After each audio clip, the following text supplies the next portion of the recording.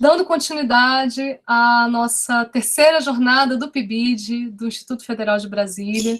Vamos ter agora a nossa roda de conversa com egressos e egressas dos programas do PIBID da Universidade de Brasília e do Instituto Federal de Brasília. É muito gratificante mesmo sair de uma roda de conversa com o professor Pedro Gontijo, com o professor Éder Alonso, e entrar numa roda de conversa com as professoras, professora em formação ainda e professora em exercício, já plena no exercício da sua função, professora Luísa Lucchesi, que foi PIBidiana do nosso programa, da nossa parceria, né, com o PIB de Letras e PBSL da Universidade de Brasília, e com a nossa quase professora plena, está quase colando grau, a nossa queridíssima Andréia Mendes. Então, a dinâmica da nossa atividade vai ser bem fluida, vamos trocar ideia, vamos conversar, tanto os estudantes do ensino médio que estão aqui, que já tiveram a experiência de ter o PIBID dentro de sala de aula, porque afinal de contas a gente teve aí o PIBID funcionando de forma meio endógena, né, dentro das salas de aula do ensino médio integrado do IFB, e também, se quiserem falar como foi essa experiência, cada um pode ir trazendo um pouquinho de ideia, trocar ideia aqui com a gente, e as professoras e professores de informação que também estão aqui, que não integram o PIBID, mas que quiserem também trocar ideia, tamo junto. Matheus, eu não entendi essa pergunta, meu anjo. PIBID vale para curso superior?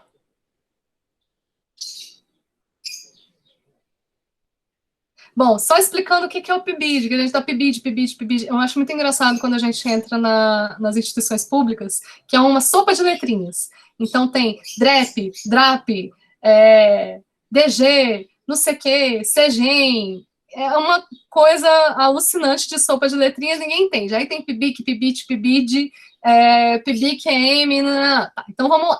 PIBID é o Programa Institucional de Bolsa de Iniciação à Docência. Trata-se de uma política pública para o fortalecimento das licenciaturas e da formação docente, num diálogo muito intenso entre as escolas públicas, as escolas da educação básica, que a gente chama de escolas campo, olha que bonito isso, escolas campo, e dos cursos de formação docente das instituições, tanto das universidades, faculdades e dos institutos federais, né, das licenciaturas. A gente falou bastante que o PIBID está sendo estrangulado, temos poucas bolsas, então essa jornada ela é uma jornada de defesa do PIBID acima de tudo. Então vamos ouvir um pouquinho aí do que a dona Andréia Mendes, essa diva cacheada, pode nos trazer nessa manhã de quinta-feira. Bom dia a todos, estão me ouvindo bem? Meu nome é Andréia, né, como a professora já falou, alguns de vocês já me conhecem, eu estive em sala com vocês na época do PIBID, trabalhamos com o Festival de Curtas, né, e foi muito gratificante para a gente ver o trabalho de vocês, e fizemos com vocês também o cursinho, né, preparatório para o Enem também, e foi muito bom. E o PIBID é isso, o PIBID é esse apoio que a gente tem para aprender na prática o que a gente aprende durante todo o curso de forma teórica, né? Então, a gente já... eu vou parar um pouquinho só para falar que nós temos os intérpretes de Libras que estão disponíveis, a Bruna, e tem o outro que eu esqueci o nome, mas eles estão aí eles estão pedindo para quem, se tiver algum surdo aqui na nossa roda, que sinaliza no chat para que eles possam fazer a tradução, tudo bem? E a professora convidou a gente para falar sobre a nossa experiência com o PIBID, e o que eu tenho para falar é que o PIBID foi uma experiência muito boa e ajudou bastante e está ajudando na minha formação como professora. Né? É uma experiência que eu vou levar para a vida, porque o que a gente aprendeu no PIBID, a gente pode usar tanto em sala de aula, mas também como para a vida da gente. porque a preocupação que ela teve no trabalho com a gente durante o PIBID não era só em formar bons professores, mas formar seres humanos melhores, né? Nós iniciamos o PIBID no ano de 2018, que a gente começou. E diante de tantos problemas que aconteceram durante, né, o PIBID, como falta de recursos de bolsas, né, para os alunos, diminuiu bastante o número de bolsas, e mesmo assim a professora Pilar correu atrás e falou não, né, mesmo que com poucas bolsas, o programa vai continuar, porque é um programa muito importante, que ele não pode acabar, né? E de acordo diante do incentivo dela e da força de vontade dela de correr atrás, o programa começou e deu certo. Era eu e mais 8 colegas, né? Que inclusive alguns não conseguiram entrar, a professora estava dando erro no link, por isso que não estão aqui. E a gente fez um trabalho com o ensino médio, do IFB mesmo, né? A princípio seria com escolas do GDF, mas diante de todos esses problemas encontrados no começo da execução do programa, a professora resolveu que, por bem, a gente ficaria mesmo no IFB. Mas no início eu achei que, cara, eu acho que eu não vou dar conta, porque eu ainda não estou preparada. Mas é aquela coisa, você não está preparada e o PIBID te prepara para isso. De uma forma tão especial que eu hoje me sinto preparada para entrar em sala de aula. No início, antes de fazer o PIBID, eu não tinha eu ainda tinha essa dúvida, se realmente era isso que eu queria. Será que é ser professora mesmo que eu quero? Eu estou estudando, mas eu vou formar, mas eu não sei se é isso que eu vou querer para minha vida. E a partir do momento que eu fiz parte desse programa, que me ajudou bastante a encontrar o meu caminho, e então hoje eu tenho a plena certeza que é isso que eu quero, né? E dentro desse programa, a gente, como eu falei, fizemos trabalhos lindos com os meninos, fizemos o cursinho preparatório para o Enem e o PAS, né? A gente já entrou em sala mesmo, a professora não deu moleza, não, a nossa supervisora falou assim, a coordenadora, gente, é isso, vocês têm que meter as caras e vão lá, né? E vão fazer, e a gente morrendo de medo, porque por mais que a gente faça estágio obrigatório nas escolas, é muito diferente, né? O estágio é diferente do PIBID. O PIBID ele nos dá mais abertura e o ensinamento adquirido dentro do PIBID ele é um tanto diferente dos estágios e é um programa que foi muito prazeroso de fazer pelos conhecimentos adquiridos e pelo o conhecimento que eu pude passar, esse pouco conhecimento que eu adquiri, que eu pude passar para esses alunos que a gente trabalhou com eles. Né? Fizemos esse cursinho preparatório, e dentro do programa do PIBID, a professora Pilar, vendo as nossas dificuldades, os nossos medos, anseios, desesperos e afins, o que ela fez? Ela fez uma oficina optativa, ela ofertou uma oficina optativa para trabalhar justamente isso, né? Saúde mental, docência e resistência. Então, foi uma oficina optativa que ela fez tanto sucesso e foi de grande ajuda para todas as pessoas que participaram, que inclusive ela vai ofertar novamente esse semestre. E foi uma experiência muito boa, onde ela levava pessoas para falar sobre vários assuntos, né? Psicólogos, pessoas que trabalhavam na área da Secretaria de Educação para falar sobre suas experiências. E foi muito bom essa oficina e que nos ajudou no processo de caminhada do PIBID. Né? E o que eu sempre falo é que o PIBID ele é um programa tão importante na carreira acadêmica de nós, futuros professores, que ele é um programa que seria obrigatório para todo mundo. Acho que todo mundo,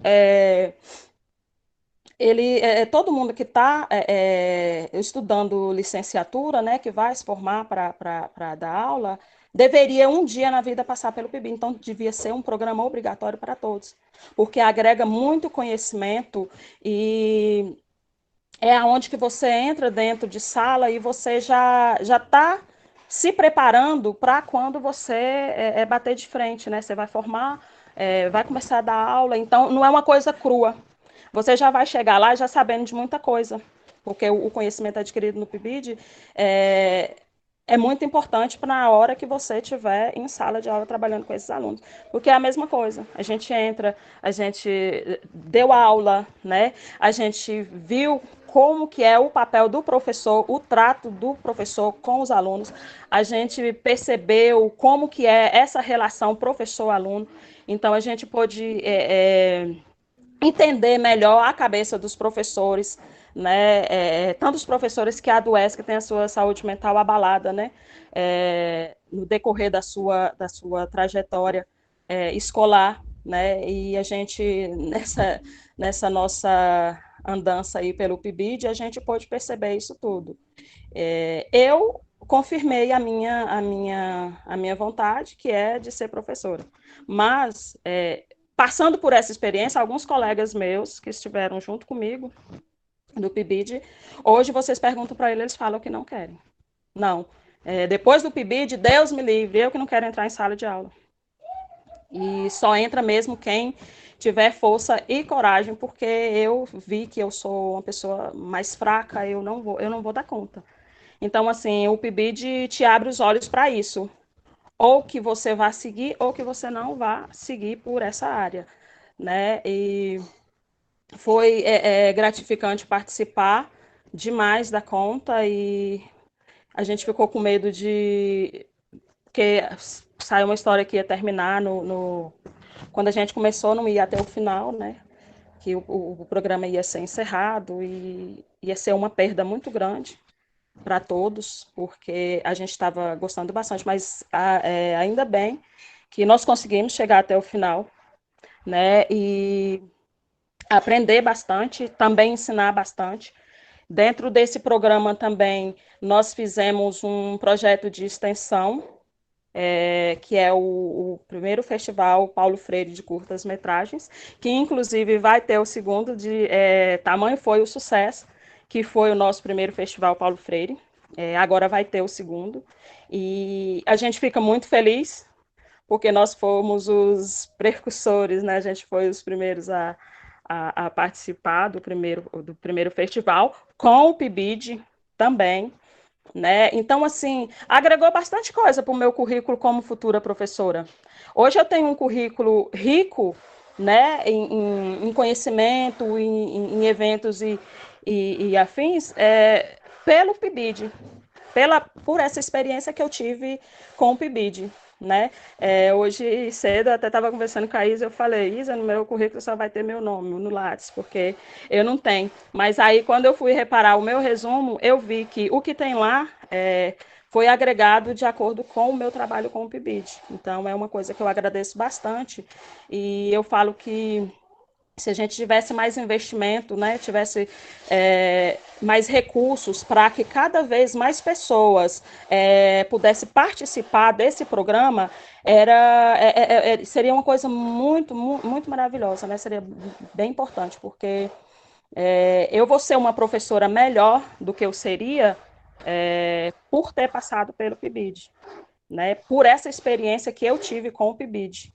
Né? Foram coisas assim que abriram minha mente para muita coisa, eu aprendi muita coisa e eu pude ser uma pessoa diferente, né? E posso fazer a diferença por conta do PIBID, desse programa tão importante. E que o que a gente tem que fazer é lutar, né? Lutar para que esse programa não acabe, para que, assim como eu, mais pessoas possam estar, né, no dia de amanhã fazendo esse relato de como é importante a participação nesse programa, né? O quanto esse programa é importante para os professores de formação, né? E agradecer bastante a nossa supervisora, a nossa coordenadora, que foi por conta dela que o programa não acabou, né? Que a gente pôde ter novamente um novo edital esse ano, né?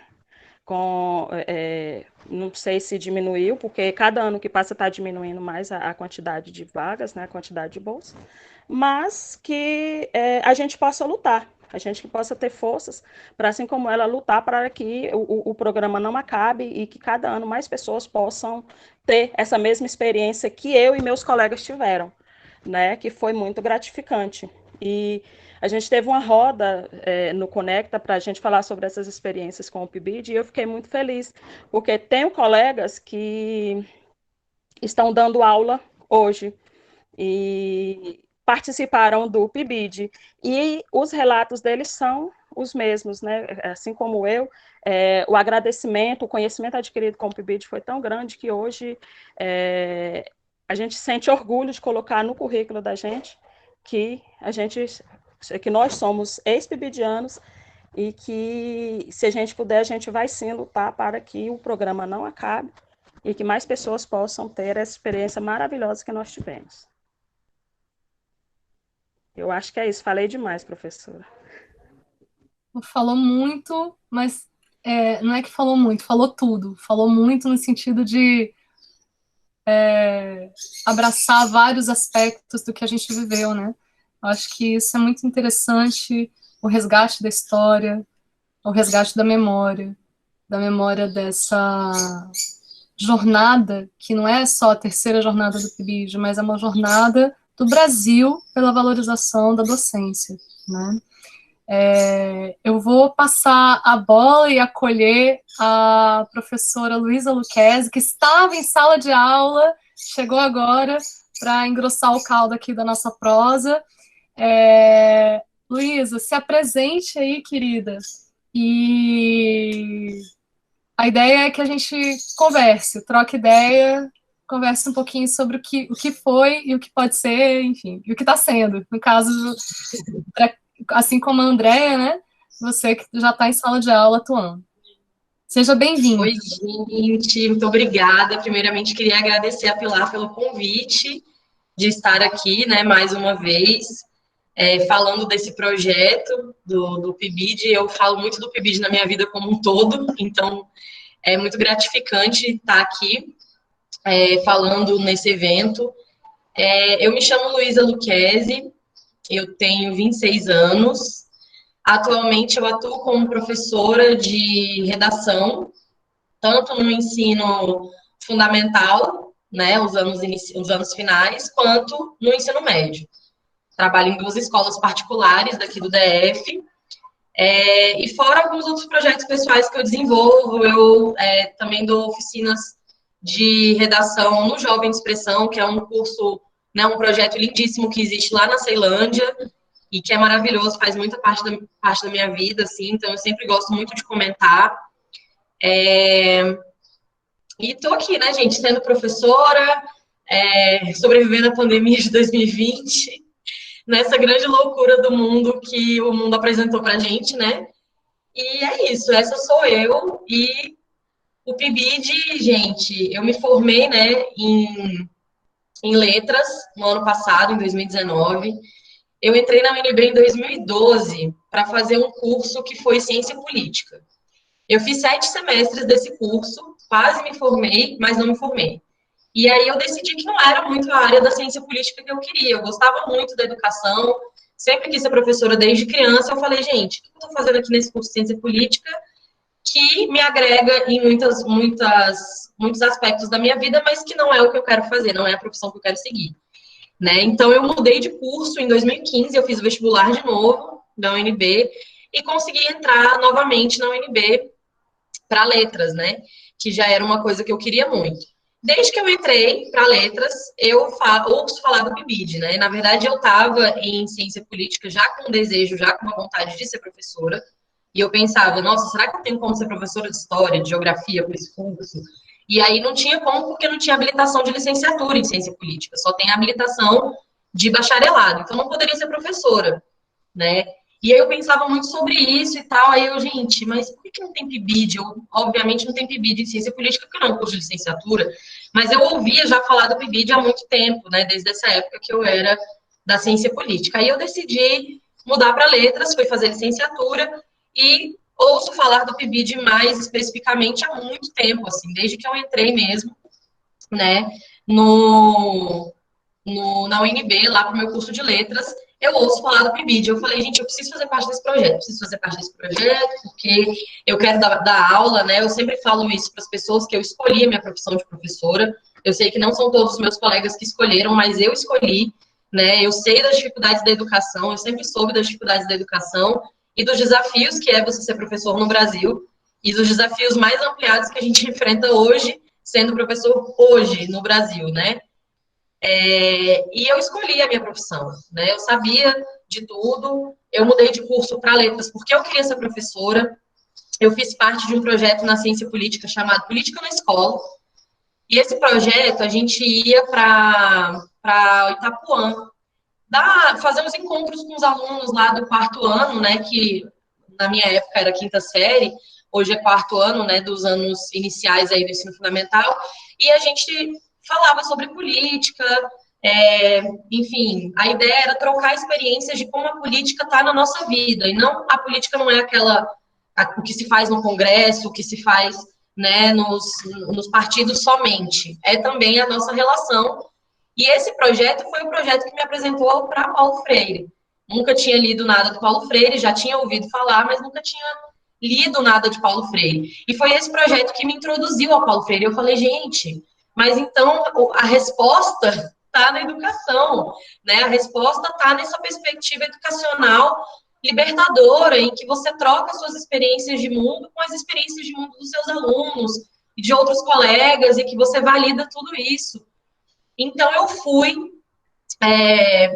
me aproximando muito dessa perspectiva do Paulo Freire, e eu falei, bom, preciso fazer alguma coisa para eu dar aula, né? E eu gostava muito de letras, de português, sempre gostei muito, e fui, então, ingressei lá em letras, né, em 2015, passei pelo vestibular do meio do ano, e falei, não, agora, beleza, agora eu tô completa, e aí demorei um tempinho até entrar no PIBID. Eu entrei em letras, eu já comecei a estagiar, né, eu estagio desde o meu primeiro semestre, demorei um pouquinho para entrar no PIBID. Entrei no PIBID em 2017, se eu não estou enganada, depois que eu saí de um estágio que foi um pouco traumatizante para mim numa escola particular. Eu sofri muita pressão, foi a primeira vez que eu encarei assim o mercado de trabalho como ele é, sabe? E aí eu me assustei, eu falei, gente, o que é isso? Mas como eu fui parar aqui, eu só tenho 12 anos, aquele meme, né? E aí eu falei, não, vou pro PIBID, eu gosto muito, sempre gostei muito da UNB, e eu defendo muito a universidade pública, gente, porque eu sou cria da UNB, e assim, a UNB me apresentou possibilidades que eu não sabia que existiam, né? Eu venho da periferia, moro no Riacho Fundo a minha vida inteira, né? Sempre morei, estudei em escola particular com um esforço sobre-humano dos meus pais para pagarem por uma educação, né? Com uma condição bem diferente da maioria das pessoas que estudou em escola particular, porque eu não tinha os mesmos acessos, né? Enfim, mas para mim a UNB sempre foi aquela coisa assim, tipo, ou eu faço a UNB ou eu não vou ter possibilidade de fazer uma faculdade paga, né? Então na minha cabeça isso sempre existiu. Então, meus pais estão investindo aqui nessa educação básica para que eu possa passar na UNB, né? Para que eu não tenha esse gasto e que eu possa ocupar uma faculdade pública no meu ensino superior. E aí cheguei na UNB, aquele mundo de coisa, fiz PIBIC, né, também, que é o projeto de iniciação científica, fiz 3 PIBICs, e aí entrei no PIBID, 2017. Falei, gente, agora eu cheguei no meu momento de brilhar. Porque eu gosto muito da parte científica, né, eu gosto demais da parte da ciência, de pesquisa, mas eu queria mesmo era ser professora, gente. Eu queria mesmo era estar na sala de aula, sabe? Tá? Com contato com o aluno e me desafiar e todo dia ser uma coisa diferente, com desafios novos.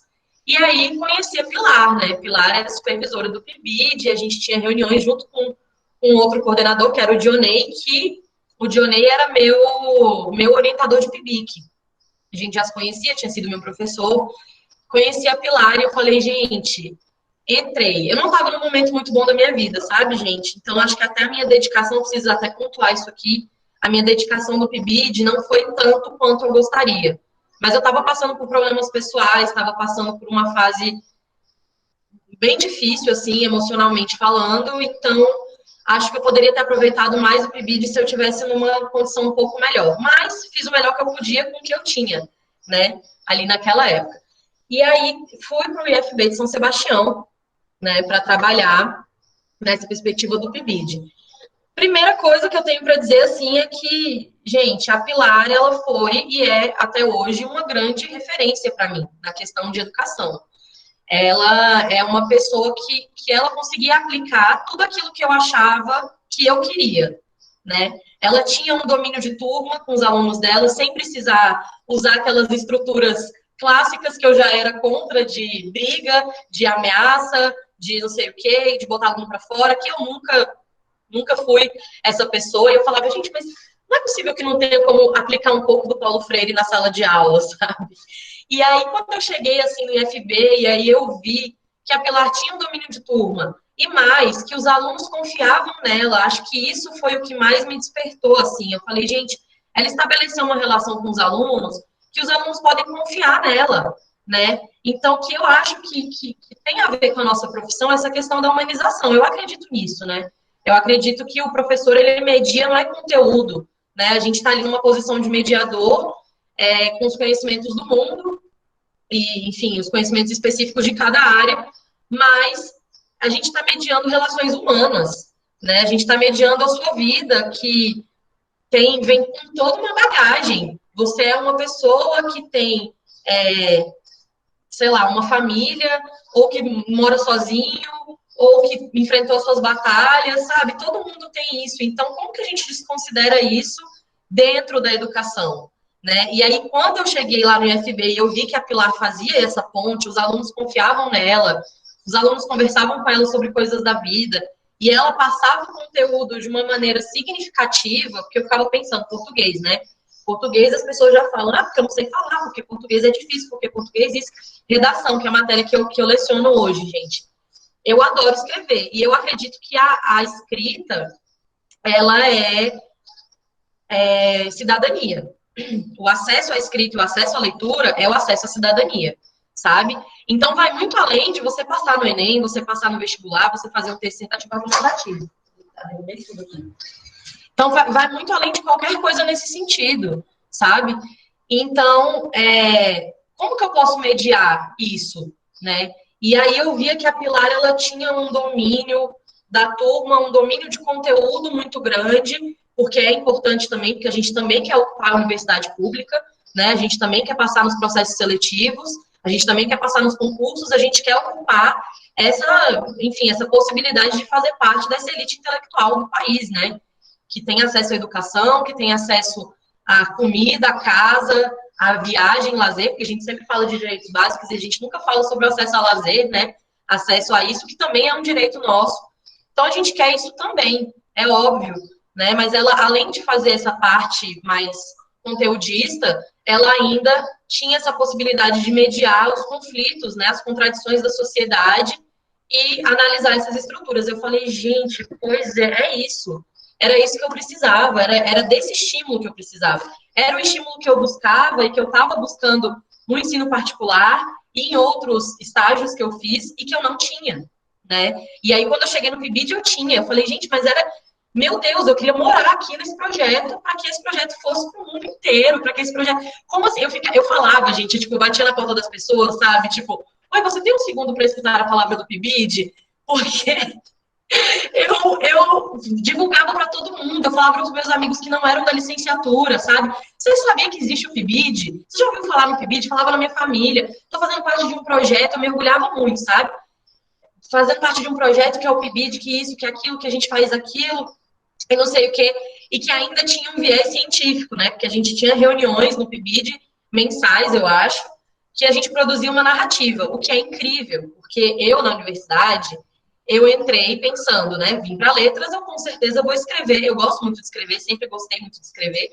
Vou escrever várias mil coisas. E as várias mil coisas que eu escrevi foram artigos científicos. Eu não tive muito espaço para desenvolver uma escrita tão criativa. E aí eu cheguei no PIBID, e aí o resultado do mês do PIBID que a gente passava eram narrativas. Então eu usava a primeira pessoa, eu falava da minha experiência de um viés. Parecia que eu estava me divertindo, gente. Não parecia que eu estava produzindo um trabalho acadêmico, sabe? Parecia que eu estava ali fazendo uma coisa assim, tipo, contando para uma amiga minha o que eu tinha feito no fim de semana. E, na verdade, era a narrativa do PIBID, sabe? Então, usar essa possibilidade da narrativa, de contar a história da gente em primeira pessoa, a nossa experiência em primeira pessoa, me aproximou muito dessa escrita que eu tanto buscava, do projeto, né, da minha vontade de fazer tudo, tanto que hoje é uma coisa que eu uso na sala de aula, né? O primeiro gênero textual que eu trabalho com os meus alunos do 6º ano ao 3º ano do ensino médio é o memorial, que é um gênero que está muito próximo dessa narrativa em primeira pessoa, que tem um viés acadêmico, sim, mas que pode ter muitas coisas relacionadas à sua vivência como pessoa. E foram coisas que eu aprendi no PIBID, né? Eu levei para o PIBID isso para dentro da sala de aula, essa possibilidade. E aí essa construção das narrativas me trouxe muita vontade mesmo de estar mais presente, de estar mais de corpo e alma, né? Porque o projeto era meu, né? Eu estou fazendo parte disso, eu estou construindo isso e construir essa visão acadêmica, né? De uma visão acadêmica que para a universidade é importante, sim, esse tipo de produção. E aí, quando a gente teve um encontro final do PIBID, né? Que foi um encontro anual, assim, e que aí eu vi o pessoal lá da UNB, que era da Química, da Física, da Biologia, que também tinha projeto de PIBID, e eles produziam narrativas, eu falei, gente, que massa, né? A pessoa lá da matemática, que não faz narrativa, sei lá, desde a época do ensino médio, do primeiro ano, né? Que geralmente na classe, assim, a gente trabalha, muitos professores trabalham mais a narrativa no primeiro ano, no segundo, terceiro, vai mais para a argumentação. E aí a pessoa produzindo na academia, sabe, se desafiando, e aí eu falei, poxa, então faz sentido mesmo eu falar para os meus alunos que é interessante que eles aprendam essa narrativa para a vida, né? Realmente constrói cidadania, constrói outras coisas.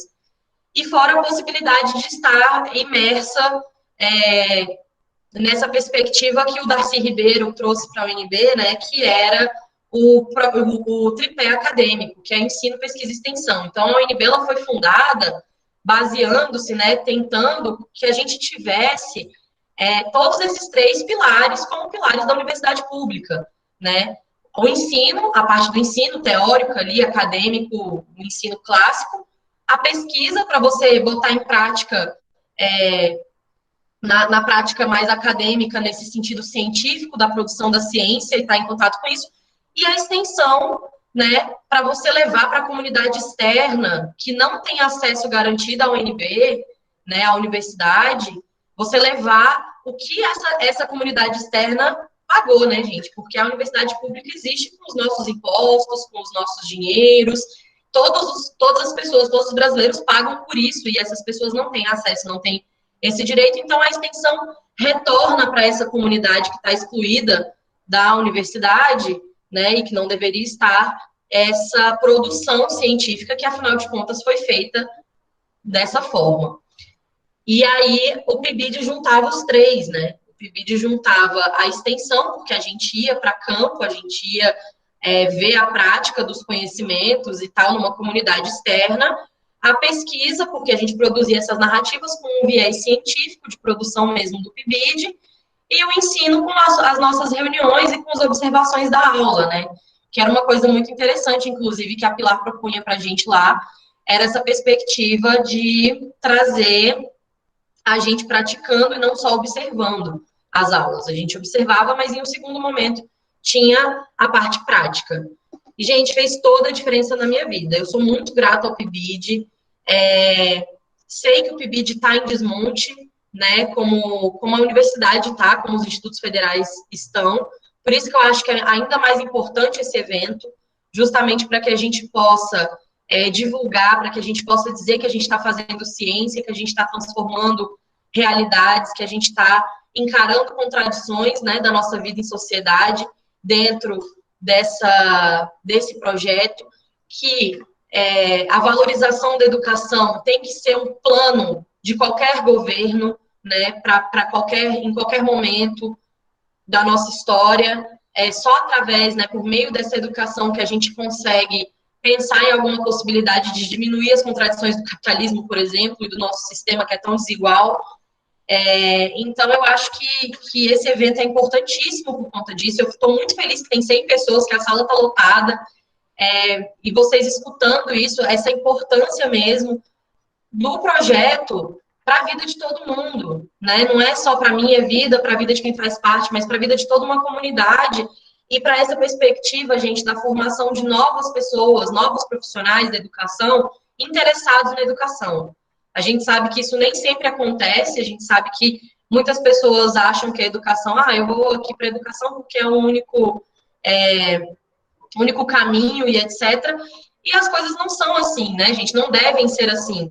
Né, eu falo muito que as pessoas falam, ser professor é dom. Gente, ser professor não é dom, ser professor é trabalho. Muito trabalho, é muita leitura, né? É muita. A gente também não é herói, nem heroína, porque a gente não quer esse tipo de.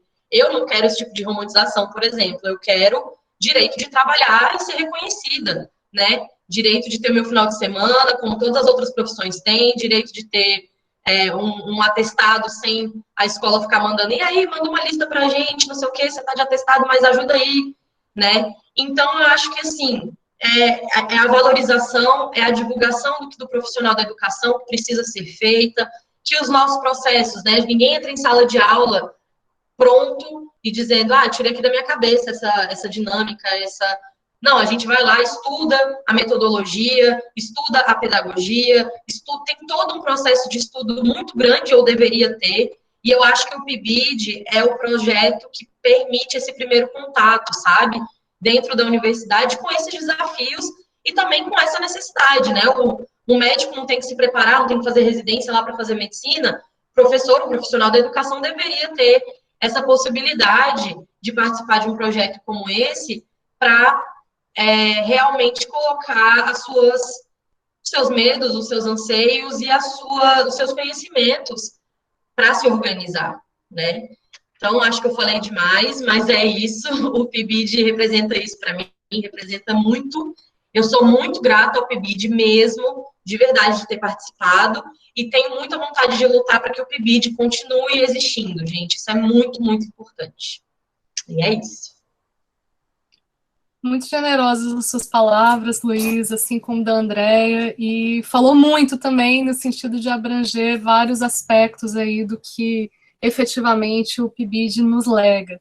Aqui eu estou vendo que a gente tem o Marcos, que foi nosso PIBIDiano da pedagogia. Marcos, você não quer se juntar à roda, não, e falar um pouquinho da sua experiência? Aí você abre o microfone. O que você acha? Olá, gente. Estão me ouvindo? Abre o vídeo também para a gente ver, se possível. Então, peraí. Gente, nem na aula eu abro.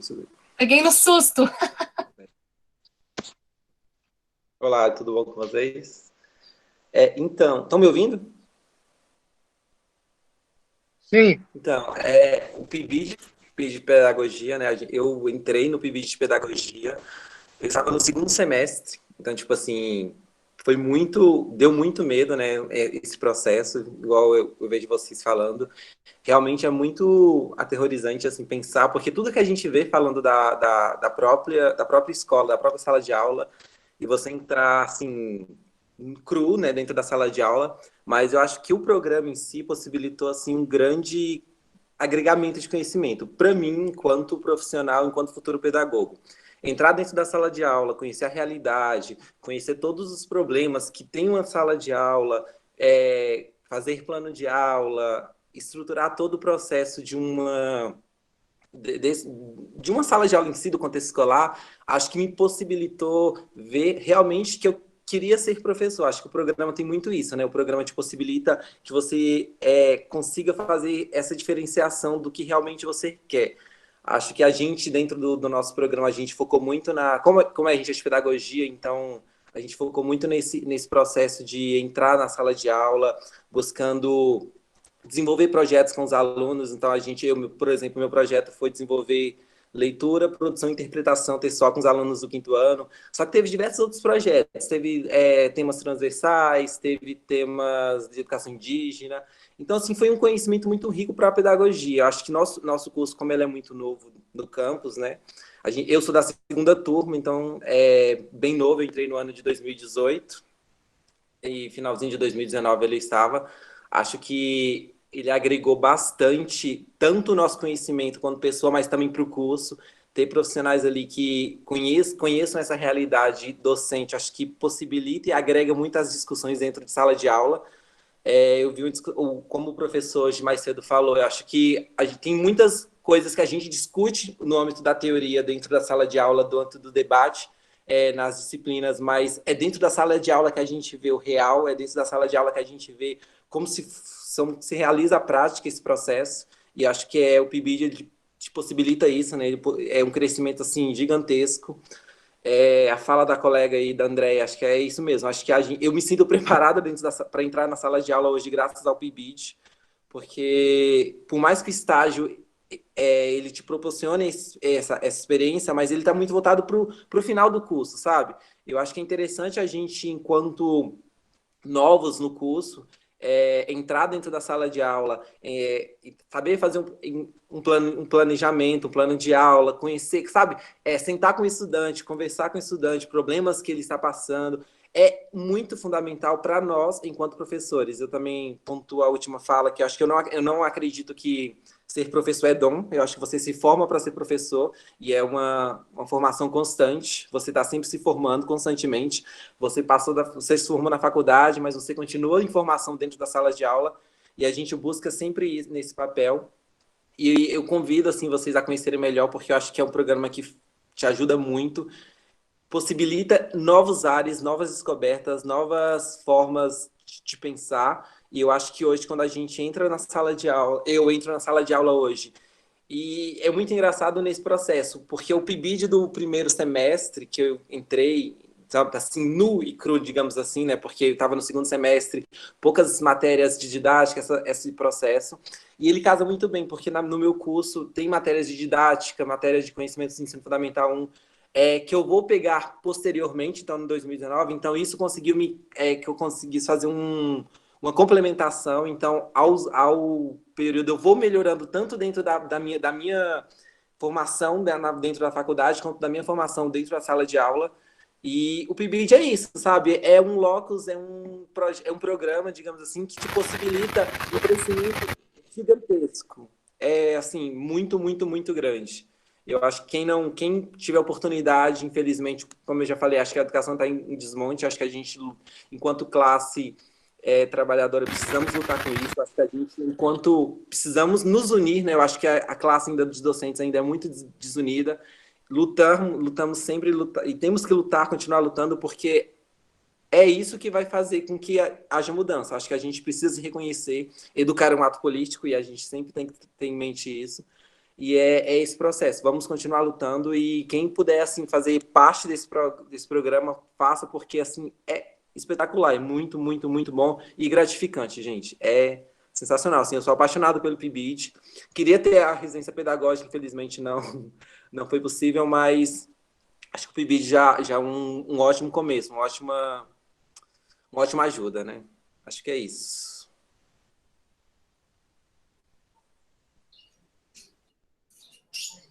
Muito obrigada, Marcos. Te peguei aí no pulo, né?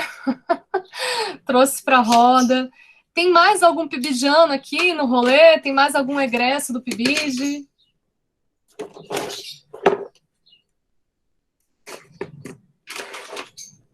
Tem mais alguém aí? Bom, eu vou falar aqui tem a Rosa. Rosa, chega mais. Conceição, fala conosco, então, abre aí sua câmera, troca um pouquinho de ideia com a gente. Olá, bom dia. Eu sou a Rosa, eu me chamo de Rosa, né, mas meu nome é Rosana. E eu não sei se estão conseguindo me ver. Estão me ouvindo bem? Ok, obrigada. Então, assim, para mim, também, eu não entrei também no segundo semestre, e eu entrei assim, eu meio que caí de paraquedas numa turma de ensino especial. E eu não tinha experiência nenhuma com esse tipo de turma. Eu já participava, já fui professora há algum tempo atrás, sem formação acadêmica, na época ainda lá atrás, que era aceitável esse tipo de função, de atividade. Então, eu tive que voltar para o banco de uma cadeira, de uma universidade, de uma faculdade, para poder ter a formação, para ter o diploma, e o PIBID foi, assim, impressionante, porque eu conheci um universo novo, que é o do ensino especial, que é uma das minhas possibilidades que eu estou pensando numa especialização para o assunto. Então, assim, o PIBID, ele me deu uma definição das possibilidades de que eu poderia trabalhar, além daquilo que já conhecia. E a forma de também, o PIBID, ele faz a gente pesquisar muito, porque como é a iniciação, a gente não tem ainda toda aquela base, o arcabouço necessário para poder fluir muito bem. Então, a gente se obriga a se esforçar, a correr atrás, a pesquisar. Tem as reuniões com os professores, os orientadores, a supervisora, a Pilar também acompanhou um pouquinho a gente, né, Pilar? Então, assim, tudo isso faz com que a gente cresça como estudante, como professor e como pessoa. Porque também define se você tem brios, digamos assim, para poder seguir adiante na profissão, porque é uma profissão difícil, é uma profissão que tem todos os dias desafios, e a gente tem que superá-los, se quer continuar na profissão. Eu considero assim que o PIBID ele foi um diferencial de águas para mim, principalmente porque na época eu não tinha condições financeiras de ficar em Brasília. Então, assim, a bolsa do PIBID foi que me deu condições. Então, eu acho assim, para mim foi muito, muito importante. É uma experiência que vale a pena. E eu acho que deveria ser estendido para todos os estudantes, não só um grupo pequeno, selecionado. Mas isso depende da política pública, né? E a gente tem que lutar para conseguir esse ideal de ter uma residência pedagógica para todos e ter um programa de iniciação também científica para todos os estudantes da licenciatura. Eu acredito nisso. E é só isso que eu gostaria de falar. Joia. Mais alguém aí? Quem mais está por aí? A Conceição, fala, Conceição. Antes Oi, disso, eu falar um tchau aqui, professor Cristiano, que esteve até agora com a gente, que está saindo aí, infelizmente não vai poder ficar até o final da nossa Mas eu roda. posso, eu posso dar meu relato rápido aqui, que é o seguinte, ouvir vocês foi importante, e assim, eu sou da área de ciência da computação, fiz mestrado, graduação, mestrado, doutorado não concluí ainda, mas, assim, a gente, hoje, nas outras áreas, para você estar, assim, apto a dar aula no ensino superior, é ter mestrado, depois doutorado, ok.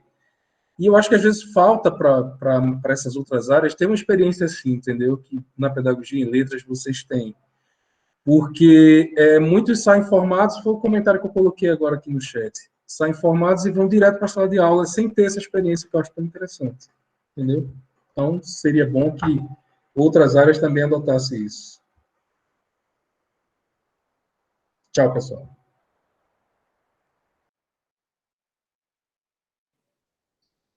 Então, professor, mas a gente teria a possibilidade de ter o PIBID também em computação. A gente, infelizmente, é importante a gente frisar algo que foi reiterado em todas as falas, ou seja, algo que foi dito, repercutido em todas as falas dos nossos membros aqui da nossa roda de egressos. Houve um sistemático fechamento de janelas de oportunidade. Então, só para você ter ideia, Cristiano, nesse PIBID que está acontecendo agora no IFB, a gente solicitou bolsas para todas as licenciaturas que a gente tem. Solicitou que a gente tivesse núcleos, áreas, né, em todas as licenciaturas. Letras espanhol, letras português, biologia, dança, química, matemática, etc. E aí havia lá um negocinho dizendo que as bolsas seriam destinadas a áreas prioritárias. Que áreas são essas? As áreas, vamos dizer assim, tecnicistas, numa perspectiva bem tosca. Então, matemática, exatas, né? E aí, ciências da computação não entraria. Dança não entraria. E foi o que aconteceu. Então, a gente tem hoje, no IFB, apenas 24 bolsas de iniciação à docência, divididas em apenas 3 cursos. biologia, matemática e português. E como a Andrea falou, se não fosse a luta que a gente travou, nem essas bolsas teriam vindo para a gente. Então, assim, é muito dramática a situação que a gente tem enfrentado, e esse projeto, esse evento da jornada, que está abraçada dentro da semana, da 6ª Semana de Arte, Ciência e Cultura, de Ciência, Arte e Cultura do Instituto Federal Campo São Sebastião, tem como também um objetivo dar visibilidade à importância do PIBID e pedir que a comunidade como um todo abrace esse programa e diga sempre fica PIBID.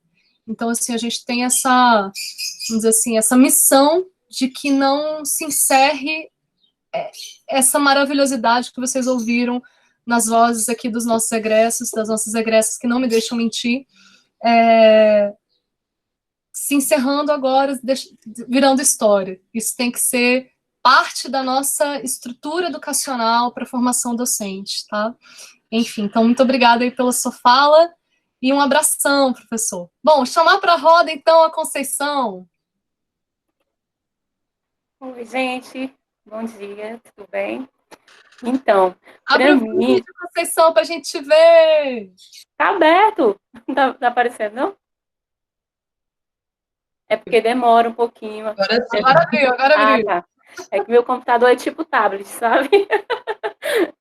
Aí, sim, gente, a experiência do PIBID, eu acho que foi a coisa que me trouxe mais próximo da docência no ensino superior, porque o estágio, assim como as meninas falaram, é bem diferente. E, assim, para os nossos colegas que estão na licenciatura ou que vão fazer, é muito diferente, porque quando vocês estiverem no estágio, vocês vão ver como que é assim, uma coisa distante, né? Parece que você é um corpo estranho na escola. E no PIBID, não. No PIBID, a gente tem essa assessoria, né? A Pilar, ela acompanhou todo o passo a passo com a gente e respeitou o nosso tempo. E realmente o PIBID foi a minha primeira experiência como docente, apesar de ter feito estágio antes, mas, assim, a sua autonomia é muito maior, é muito melhor, então a gente tem que torcer bastante e gritar, fica PIBID, porque é muito importante para nós, alunos de licenciatura, porque é o que faz a diferença mesmo, gente. E eu estou falando, assim, como experiência, porque eu ainda estou na graduação, né? Estou no meu último semestre, mas, assim, quem puder, faça, porque para mim foi maravilhoso, assim, porque foi a minha primeira experiência de estar com os alunos, e eu vi o quanto que é importante isso, né? Porque na nossa carreira tem vários desafios. Tem espaços que no estágio você não vai conseguir acessar. Assim, você pode até tentar, mas muitas vezes você não vai conseguir entrar em espaços, você não vai ter aquele reconhecimento como no PIBID. Então, quando a gente ir numa reunião, a professora Pilar, olha, elas são professoras em formação, não é a estagiária, né? Então, eu achei isso muito importante. E também porque você consegue ter contato com a realidade, planejar, conhecer seus alunos, colher os frutos do trabalho também, né? Como a gente fez as oficinas, a gente ficou, nossa, muito feliz com as oficinas, e é muito bom ver quando os alunos conseguem fazer um trabalho, e você vai ter aquela primeira experiência de professor. É isso, gente, obrigada.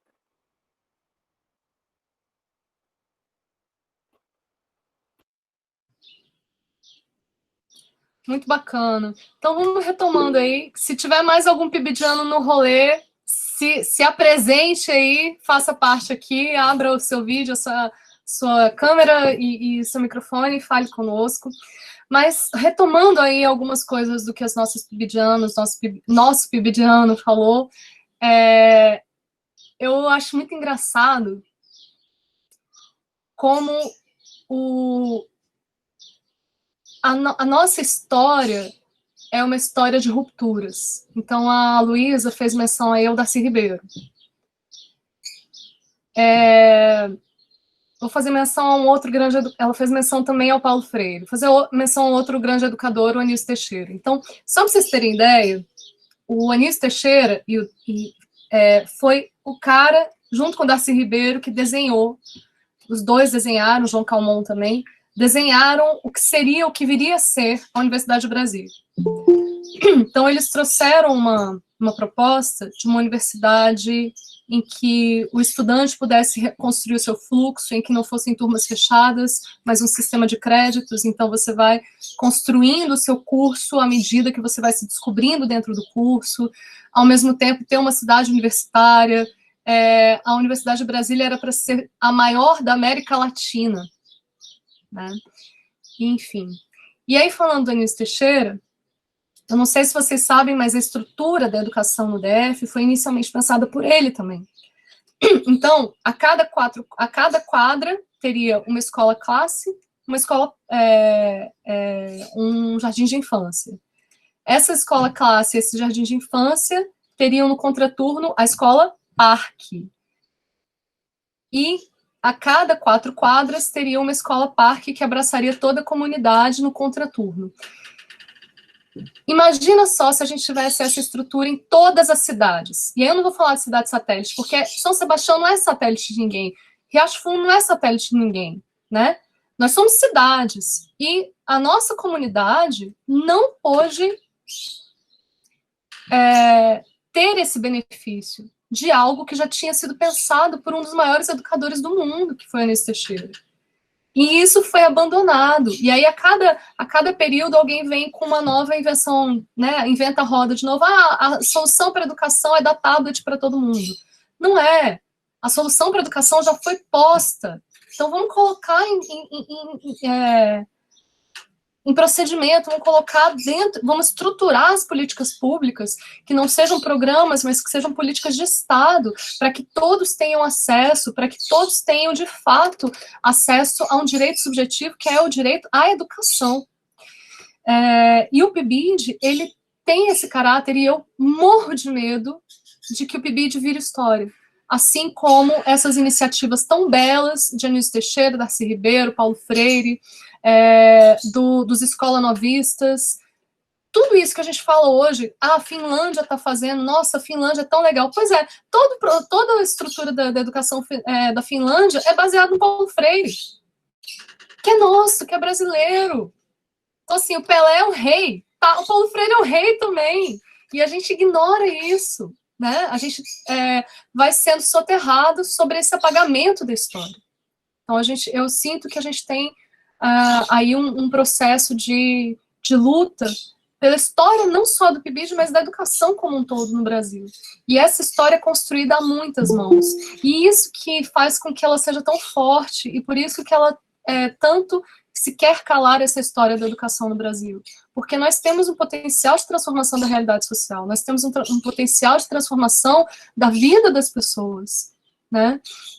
Da superação das desigualdades, da superação dos conflitos, dos problemas. Olha aí, a gente está numa crise sanitária e agora, mais do que nunca, está todo mundo rezando pelo bem dos cientistas que descubram logo essa bendita vacina para a gente poder voltar a aglomerar e se beijar e perdigotar um na cara do outro. Então, assim, pensem aí como isso é forte e como a nossa história tem sido atravessada por apagamentos e silenciamentos, também no campo da educação. Falando aí das coisas boas, vamos falar então então vamos valorizar essa história do PIBID. Eu achei muito interessante o Marcos, eu tive menos proximidade com ele, eu estive coordenadora dos 3, né, que era dança, pedagogia e letras durante um período, aí eu trouxe mais para perto de mim, todo mundo, que eu sou meio que uma galinha, coloco todo mundo debaixo das minhas asas, e aí tanto a Luísa, quanto a Andréa, quanto a Conceição, em momentos diferentes, estiveram comigo no ambiente de sala de aula, eu como docente, supervisor, e depois eu como coordenador. E aí, eu lembro de uma situação, e aí, várias vezes aqui eu ouvi a palavra medo, não só na conversa da gente aqui, mas no chat também. Então, eu tenho medo de não dar conta, eu tenho medo de não sei o quê, eu tenho medo... E o medo, ele vai, meio que vai silenciando. Nossa, eu nunca vou dar conta de ser professora, é muito difícil ser professor. Meu Deus do céu, quando você entra na universidade, você fica... E aquele tanto de texto acadêmico e 500 mil páginas para ler, e meu Deus, e como é que eu pego essa teoria bonita que eu tô vendo aqui e coloco em sala de aula? Não sei fazer isso, não vou dar conta, tenho medo. Fora isso, os nossos medos, assim... de vergonhinha que a gente tem, de vergonha mesmo, de se colocar em público, porque se colocar em público é estar vulnerável, né? É como ter um nervo exposto, né? E aí a gente está vulnerável para o nosso interlocutor, nossos colegas de trabalho, nossos estudantes. O que eles vão dizer, o que eles vão falar, né? E eu também tinha esse medo. E eu também tenho esse medo de não dar conta. Eu tinha muito forte esse medo. Eu estudo música desde os 7 anos. E eu estudei durante muitos anos viola clássica. Não sei se vocês conhecem a viola de arco. É tipo um violino com som mais grave. E eu fui de várias orquestras infantis e juvenis na Escola de Música de Brasília. Fiz curso técnico, né, também. E eu adorava os ensaios, eu adorava o espaço da coxia, que é o espaço antes de você entrar no palco, mas eu odiava o palco. Eu ficava desesperada, eu ficava assim, meu Deus, termina logo. E aí eu errava tudo que eu tinha estudado, porque eu ficava tão nervosa, e aquela luz forte, as pessoas olhando pra gente. Eu não gostava daquilo. Depois eu fui fazer aula de canto, né, também dentro da escola de música. E aí era mais louco ainda, porque era a minha voz, então eu estava mais exposta ainda, eu não estava tocando um instrumento que acaba sendo um escudo que te protege, né? É o som do instrumento, não é o som da sua voz. E aí a minha voz era toda para trás. Até a minha professora Maria de Barros, grande professora de canto popular de Brasília, ela falava: Pilar, você tem um vozeirão, mas você coloca a voz toda aqui atrás. Você tem que jogar a sua voz para frente. Eu não conseguia fazer isso. Sabe quando que eu consegui fazer isso? Sabe quando que eu, como artista, consegui subir no palco e me sentir bem, e me sentir feliz, fazendo uma coisa que eu gostava de fazer, que era fazer arte, fazer música? Quando eu me tornei professora do ensino básico. Eu fui professora, assim que eu terminei a minha graduação, eu fui professora, eu fiz o caminho contrário. Então, eu fui professora de curso superior, depois de curso de pós-graduação, mais ou menos simultaneamente, então superior e pós-graduação, no começo da minha carreira, e aí uns 3, 4 anos depois eu consegui ser chamada para um concurso na Secretaria de Educação, e aí finalmente eu entrei em sala de aula para valer. E eu lembro até hoje, eu parando para comer um dia, entre um turno e outro, na hora do almoço, eu estava exausta. Todas as minhas atividades profissionais, o meu estudo, eu fiz com o bebê mamando no peito, tá, gente? Então, e estudando, né? Então, quando eu entrei na Secretaria de Educação, eu tinha acabado de entrar no doutorado e eu estava grávida do meu segundo filho. Eu já tinha um rapazinho, estava grávida do meu segundo filho. Então, eu estava só o pó da rabiola, como diz minha avó. E teve um dia que eu estava sentada, assim, na mesa da cozinha, estava comendo lá meu arroz com feijão, e foi a primeira vez que eu realmente entendi a música Cotidiano do Chico Buarque. Todo dia eu só penso em poder parar, meio-dia eu só penso em dizer não, depois penso na vida para levar e me calo com a boca de feijão.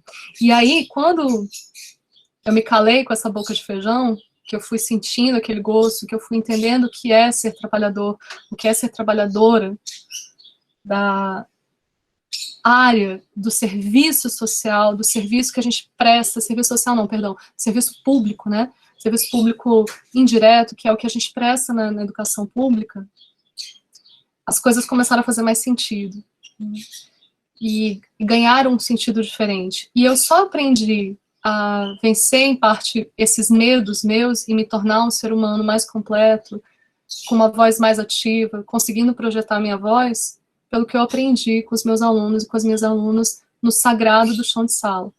E foi naquele contexto do cotidiano, de todo dia uma porrada diferente, voltar para casa chorando, de ficar, nossa, eu não imaginava que seria assim, né? Eu imaginava que eu ia lutar por outras coisas, mas não que eu ia ter, por exemplo, uma estudante minha sofrendo violência dentro do ambiente da escola e eu, por defendê-la, sofrendo violência também. E eu tô falando só de um caso, houve vários. de ser taxada como a dos direitos humanos, porque eu pautava a questão racial, que é uma coisa que está na lei, então eu nunca imaginei que no ambiente escolar eu ia enfrentar isso. Mas a força veio para mim a partir do som de sala. Então é muito bonito ver que o PIBID, que é uma experiência assistida, acompanhada, assessorada, como disse a Conceição, acolhe vocês de uma forma que vocês começam a, eu não gosto muito dessa expressão, mas a se empoderar, a tomar o poder, a tomar a consciência, né? E poder ser dentro de sala de aula e poder transformar a sua realidade a partir do pouco que nós conhecemos a mais do que os nossos estudantes, porque é isso que nos diferencia de docentes e discentes. Nós, docentes, temos, numa determinada área do conhecimento, um pouco mais de conhecimento, um pouco mais de domínio. No resto todo, com certeza os meus estudantes, as minhas estudantes, assim como os da Luísa, têm muito mais saberes do que nós. E aí é nessa troca que a gente aprende, é nessa troca que a gente pode se fazer enquanto sociedade. Então, para mim, foi muito bonito ver isso. E aí eu queria que vocês contassem algumas anedotas agora, se possível, de momentos estranhos que aconteceram. O que aconteceu? Então, por exemplo, eu lembro que a Conceição e a Andréia ficaram muito chocadas depois do primeiro conselho de classe que elas assistiram. Elas ficaram, meu Deus, é assim? A Luísa também, um dia que foi entrar lá na sala do cafezinho, opa, quem é você, mocinha? Eu não sei se foi contigo que aconteceu, foi com o Gabriel, não lembro agora. Mas teve um negócio assim, quem é você que está entrando aí? Essa criança que está entrando aqui? Eu, não, é professora em formação. Professora em formação? Tá. Tipo assim, então se vocês puderem contar um pouco dessas anedotas aí, e também do que vocês vivenciaram no chão de sala. Vamos, segue o barco aí, cada um aí que quiser falar, abre o microfone, tá tudo certo, vamos lá. Eu vou contar uma, porque essa eu adoro. Aí toda vez que eu vou fazer algum relato de sala de aula, eu sempre lembro da reunião pedagógica. Porque, além dos conselhos de classe que a gente entrou e sentou todas quietinhas lá no fundo, e os professores ficavam cochichando entre si, mas quem é? O que está fazendo aqui? Será que aluno não pode, não sabe que não pode entrar no conselho de classe? E a Pilar não chegava nunca, e eu desesperada, e eu falei, gente, ela não chega, esse povo vai expulsar a gente daqui. Aí daqui a pouco ela chegou e falou, eu esqueci de falar com vocês, mas aqui são minhas alunas, são do PIBID, são professoras em formações e vai assistir o conselho de classe com a gente. Aí, não, então tá tudo bem. Mas sempre tinha essa coisa. Aí teve a reunião pedagógica, que aí foi o dia que eu achei mais absurdo ainda do que os conselhos de classe. Porque eu falei assim, gente do céu, se deixar eles vão nos tapa. Porque estão achando que é todo educadinho, mas assim, a Pilar toda classuda, lógico, né? Porque eu sempre falo com ela. Eu falei, professora, quando eu crescer eu quero ser como você, porque você tem uma classe. A Luísa até falou, a Pilar tem um domínio com os alunos. E não é só com os alunos, diante de problemas, de problemas. Essa mulher, ela sai dos problemas com uma classe impressionante. E eu falei, gente, eu sou a verdadeira Jojo Todinho. O meu negócio é sombo, é soco, é tiro, porrada e bomba, é um terror. Eu falei, eu não vou ser assim, eu não vou conseguir ser assim. E na reunião pedagógica, uma professora alterou com ela, né? E ela falava uns negócios difíceis, umas palavras difíceis, umas coisas assim, se saindo tão bem na resposta dela, na situação, na resolução do problema, que eu falei assim, gente do céu, se fosse uma briga lá em casa, tava faca, era tiro, você precisava de ver. E aqui não, eles resolvem numa calma, assim, altera a voz um pouquinho, mas assim, e a gente sempre tem essa visão do professor, aquele que está lá na frente, né, todo educadinho, todo assim, todo calmo, né, paciente, mas nas reuniões pedagógicas, meu filho, não tem isso não. Tem professor lá que é assim como eu, né? Mas assim, a Pilar, ela é diferenciada, porque ela sai assim, no salto 15, minha filha, sem nem titubear. Agora eu falei assim, professora, eu tenho que aprender a ser assim. Porque se acontece um negócio desse comigo, eu começo a gritar e, sei lá, eu não sei resolver assim. E ela fala que a gente tem que saber resolver, né? Você aprende a ser dessa forma. E Mas foi assim, foi triste. Eu ficava olhando, aí eu olhava para a professora, abria a boca, aí eu olhava para ela toda calma, paciente, sabe? Não, professora, por que isso, isso, isso? E a professora, ai, você quer, pé, e a Pilar, não, mas não é assim. E no final, quem foi que saiu de boa na história? A Pilar, que soube sair do salto 15, lá, sambando na cara da mulher, e a mulher toda estressada. Aí eu aprendi que eu sou a mulher estressada, eu vou ser o tipo de pessoa. Então eu falei com a Pilar que ela tinha que ensinar pra gente como é que se sai de uma situação dessa sem perder a calma, sem se estressar e meter a mão na cara de algum daqueles professores chatos lá, porque tem, viu, gente? Nessas reuniões que você vê que os professores, né, tem alguns que fingem ser uma coisa, na reunião pedagógica eles se soltam. Mas fora, já aconteceu várias coisas, mas aqui, se for contar aqui, nós não vamos sair daqui hoje, não. Fazer só uma parte aqui, o Lucas, ele fala que, no chat, que a relação de aprendizado, do que a gente estava falando da docência, não é nem tanto pela profissão, mas é pelo contato com as pessoas.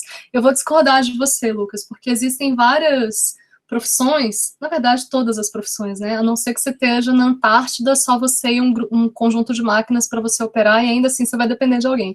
Então, a gente está sempre, nós somos seres humanos, nós somos seres essencialmente sociais. Então, a gente está sempre em contato com outros seres humanos. Mas o tipo de contato que a gente estabelece nessa troca, nessa relação discente-docente, nessa relação dialética entre professor-aluno e professor-aluna, é outra coisa, tem outra dimensão. É diferente de um médico, é diferente de um psicólogo, é diferente de um padre, é diferente de um pastor, é diferente das nossas relações pessoais, é muito diferente. E tem uma dimensão que a gente só descobre mesmo na prática, na lida. E aí, falaram aqui também sobre a questão da resolução de conflitos. Existem algumas formas de a gente encarar o conflito. E aí, como nós somos seres sociais, a gente tem que pensar o que isso significa, que vai ter mais de um. Eu entro em conflito comigo mesma. Eu mesma brigo comigo, e geralmente eu não me ouço, porque aí fica assim, Pilar, não faz isso que não vai dar certo. Aí, aqui vai o superego, aqui o ego não se entende. Então, aí eu geralmente não me ouço, entro em conflito comigo mesmo. Imagina, aí a gente pensa assim, um casal que se ama, vai ter conflito, vai ter treta, vai ter briga, vai ter que ter DR. Numa relação em que a gente está num ambiente profissional, em que existem várias perspectivas de mundo, várias dimensões de interesses mesmo, para onde a gente vai com essa construção coletiva, vai ter conflito. E aí, ignorar o conflito é pior, porque aí depois vira uma bola de neve e daqui a pouco tá um dando na cara do outro. Então, a única forma da gente resolver o conflito, a única forma da gente estar em sociedade é fazendo política. E o que é fazer política? É abraçar o conflito pelo diálogo, pela fala, pelo discurso. Porque ou a gente resolve as nossas contradições conversando, e aí existem saídas democráticas, existem saídas que a maioria vota e define os rumos, ou existem saídas de consenso, em que, enquanto não houver um consenso, a gente espera, conversa, e só depois da tomada de decisão coletiva, efetiva, a gente caminha, que é outra forma de tomada de decisão de construção coletiva. Ou é por esses caminhos dialógicos, dialogados, ou é tiro, porrada e bomba, ou é barbárie, né? Ou é pegar em armas e aí salve quem puder, né? Então, essa reunião específica da André, que a André chama atenção, foi uma reunião que mudou a cara do campus, tá? Essa reunião, ela foi fruto de uma reivindicação, porque as reuniões pedagógicas que a gente estava tendo não eram pedagógicas, eram só reuniões de aviso, eram reuniões administrativas, mas não tinha o caráter pedagógico. E aí, com a chegada da bancada pedagógica no nosso campus, porque a gente teve a criação do curso de pedagogia, e também com as trocas entre nós, professores que já estávamos, né, que somos licenciados ou não necessariamente, mas que tínhamos essa sensibilidade para pensar a instituição como algo que precisa ter um cerne, que precisa ter uma clareza pedagógica, porque, como a Luísa falou, a gente não faz nada em educação sem ter planejamento, a gente não faz nada em educação sem ter consequência. A gente tem que saber muito bem o que a gente está fazendo, por que a gente está fazendo e qual é o final dessa história, né? Então, por mais, Andréia, que a gente tenha tido esse momento de meu Deus, todo mundo vai se pegar no tapa aqui, porque eram várias perspectivas distintas, o nosso campus, hoje, tem uma das melhores equipes, e eu, assim, tenho certeza, é uma das melhores equipes com as quais eu já trabalhei, se não a melhor. E, com certeza, a nossa coordenadora pedagógica, as propostas que estão sendo colocadas de capacitação continuada dos professores, de uma atenção muito grande por meio do NAPNE, que é o Núcleo de Apoio à Pessoa com Necessidades Especiais, sempre entrando dentro desse espaço do pedagógico, dizendo, olha, como fazer uma adaptação curricular, esse aluno precisa desse tipo de adaptação, então como que a gente faz isso? Mas não só aquele aluno que tem uma necessidade especial, todos os alunos precisam ter um olhar, né, de acolhimento, enfim. Então essa reunião foi muito forte, e o abraço ao conflito, a encarar esse problema que a gente tinha, que era esse silenciamento da discussão pedagógica, porque isso dá trabalho, isso dá muito trabalho. O conflito dá trabalho, né? Você resolveu o conflito dá muito trabalho, mas depois de feito isso, a gente conseguiu ter aí um saldo positivésimo. Quem que ia falar? Não sei se era a Luísa, se era o Marcos, quem que tinha aberto? O Del Alexandre pediu a palavra aqui. Aí daqui a pouquinho eu passo para ti, Luísa, pode ser? Não, eu só quero saber da Andréia como é esse salto 15. Eu fiquei aqui imaginando, professor, esse salto 15. Eu estou aqui a pensar, a tentar bolar, a tentar achar o meio de descobrir como é esse salto 15. Andréia, me esclarece esse salto 15, por favor. Del, é uma forma de falar. Porque, assim, ela sabia, a Pilar, ela sabe sair das situações de conflito, porque ela debate, ela não embate. Eu aprendi isso também na faculdade. Eu melhorei bastante. Então, assim, nessas reuniões, eu estou contando de forma cômica aqui para ficar engraçado, mas, assim, dessas reuniões, eles sabem falar, né? Não é igual a gente dentro de sala de aula, que falta se estapear, não. Lá eles são todos finos e educados, e, assim... E a forma como, por mais que o outro lado, a outra professora alterou um pouco o tom, né, e sempre querendo ter razão no problema especificado lá, a Pilar sair dessa situação tão plena, que é como se a gente estivesse sambando de salto 15, que é um salto alto, bem fininho, agulha, assim, bem grandão, sabe? E que não é todo mundo que consegue calçar um salto, agulha, 15 centímetros de altura e sambar. Então, assim, ela é uma dessas pessoas que samba de salto 15 porque ela sabe sair da situação toda plena, sem nem cair do salto, né? Porque ela toda calma, paciente, educada, explicava o ponto de vista dela e saía da situação muito bem, né? Mas é só uma forma de falar mesmo. Eu, por exemplo, eu não sei sambar de salto 15, né? Porque eu já tiro o salto e eu sou barraqueira, aí eu sentava o salto na cara da pessoa. Eu tenho que aprender a ter autocontrole. Eu tenho que aprender, eu sempre falei com ela, eu já passei por estágio com ela, agora mesmo, eu sempre falo com ela isso. Eu acho que no meu dia a dia eu vou aprender. Ter um autocontrole, esse autocontrole e esse trato que ela tem com as pessoas, tanto com os alunos como com as pessoas que estão à volta dela, é uma coisa que é uma qualidade que eu não tenho. Eu vou aprender. Estou aprendendo aos poucos com ela, né? Vendo o modo de agir dela, eu estou aprendendo muita coisa. Mas o negócio do salto eu não consigo ainda, não. Eu rebento ele na onde for que for lá e tá tudo certo.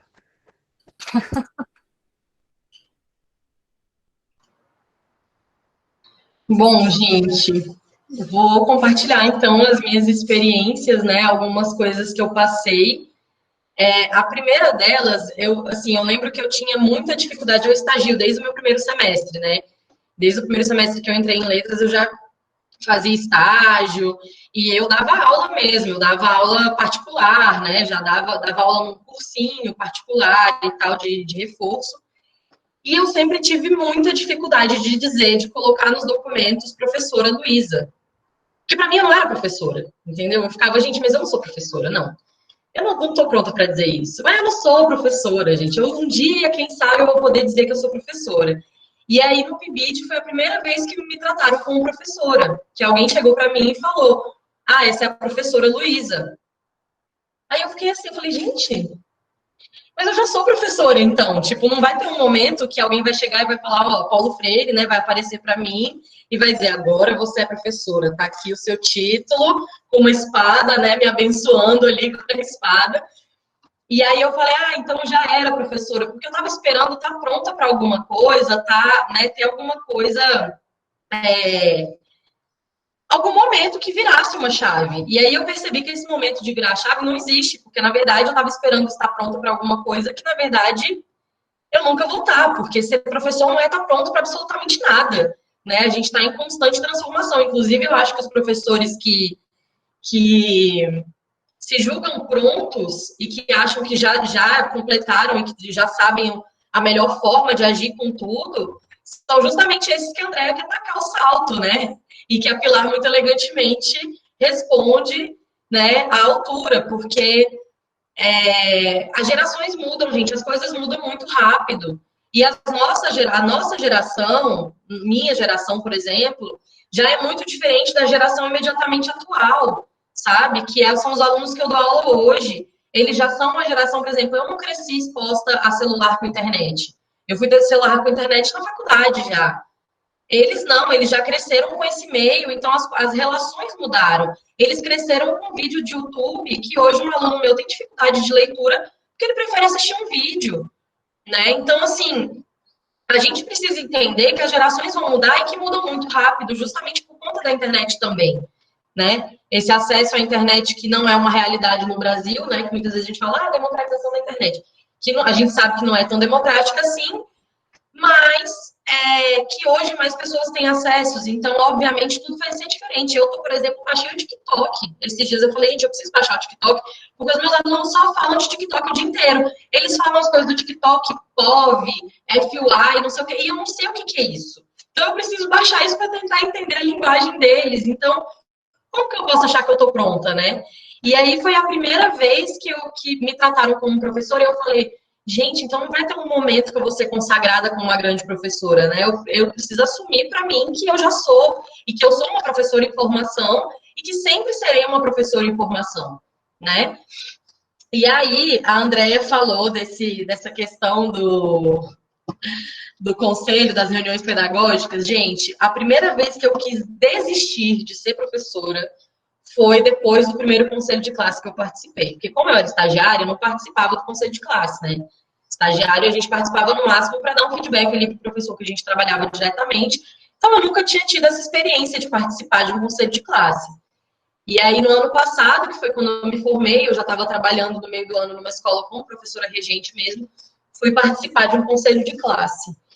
Gente, olha, eu entendo totalmente, Andréia, porque eu tenho um problema na minha face que eu não consigo disfarçar. E aí a pessoa tá falando comigo, eu tô achando horrível, eu fico assim, ó. E eu faço caras, e eu levanto sobrancelha, e eu fico tipo... E eu não percebo, pra mim eu tô assim, ó. Só que por fora, né, por dentro eu tô achando que eu tô arrasando. E por fora eu tô assim, sabe? Não. E aí eu escutei de uma professora colega, de uma outra matéria que não é da minha área, falando, eles estavam fazendo um feedback de um aluno, um feedback muito negativo de um aluno que é muito excelente. E eu fiquei, gente, mas por que a gente está perdendo tempo falando desse aluno aqui, que ele é muito bom, ele é um aluno que é desafio. Eu gosto de aluno desafio, gente. Eu gosto do aluno que vai falar, chegou e pesquisou o que eu falei, e vai dizer, professora, você falou errado. Eu não tenho problema nenhum em falar, gente, não sei. Você me perguntou isso aí, esse menino ele é muito inteligente, ele tem um estímulo em casa, né? A família dele tem uma parceria muito grande com a escola, então ele é um aluno bastante estimulado. Os pais ocupam cargos da elite, assim, e tal. Então o menino cresceu exposto a muito livro, muita peça de teatro, muito não sei o que. Ele é muito excelente mesmo, esse menino, no sentido de compreensão do mundo e até compreensão dos privilégios que ele tem, né? Eu dou aula numa escola que é uma das escolas mais caras de Brasília. Então ele tem essa compreensão dessa realidade dele, que é uma bolha, né? E aí esse menino sempre faz reflexões muito boas e ele é um aluno desafio. Ele é um aluno desafio porque ele está constantemente colocando a gente na posição de não saber sobre o que ele está falando. Então, ele vem falar sobre coisas comigo, às vezes, que eu falo, cara, eu nunca ouvi falar sobre isso, e eu não tenho problema nenhum, gente, é para isso que eu pago terapia, né? Eu sempre brinco com isso, eu falo, por isso que eu tô na terapia. Porque eu não tenho problema nenhum em assumir que eu não sei, né? Em ferir, deixar meu ego se ferir mesmo, falar, putz, um aluno de 13 anos, né, 7º ano, sabe mais esse conteúdo que eu, e tudo bem, porque eu não sou detentora de conhecimento nenhum, né? Não é para isso que eu tô ali e tal. Eu tô ali muito mais numa posição de mediação. E ele é um aluno desafio nesse sentido. E por isso ele foi taxado na escola como chato, né? Ah, ele é chato, esse menino é chato, insuportável, não sei o quê. E aí os professores estavam descendo, sabe? Parecia uma conversa de comadre, sabe? De compadre, assim. Tipo, homem fofoqueiro no bar, sabe? No dia de futebol. É tipo, parecia isso, não parecia um conselho de classe. E eu, gente, eu tenho muito respeito pela minha profissão, porque eu caminhei muito para chegar até onde eu cheguei, sabe? Então, eu tenho uma baixíssima tolerância para questões antiprofissionais. Eu não tenho tolerância para você ficar falando de vida do aluno, vida pessoal, fazendo julgamentos que dizem respeito a você e não ao aluno, né? Entrando em questões de se fulano isso, se fulano aquilo. Eu tenho uma baixa tolerância com relações antiprofissionais dentro de um mercado de trabalho, dentro da minha profissão, porque eu sei o que eu passo, o que eu passei para chegar onde eu cheguei hoje, né? Foram muitos anos estudando, enfrentando um processo depressivo junto com a formação, sabe? Com processos emocionais, com questões relacionadas a abusos que eu sofri quando eu era mais nova. Eu tive que passar tudo isso para chegar onde eu cheguei hoje e para exercer essa profissão que ainda é desafiadora. Então, eu tenho respeito demais pela minha profissão e pela minha caminhada para ficar deixando as pessoas transformarem um conselho de classe numa conversa de bar, sabe?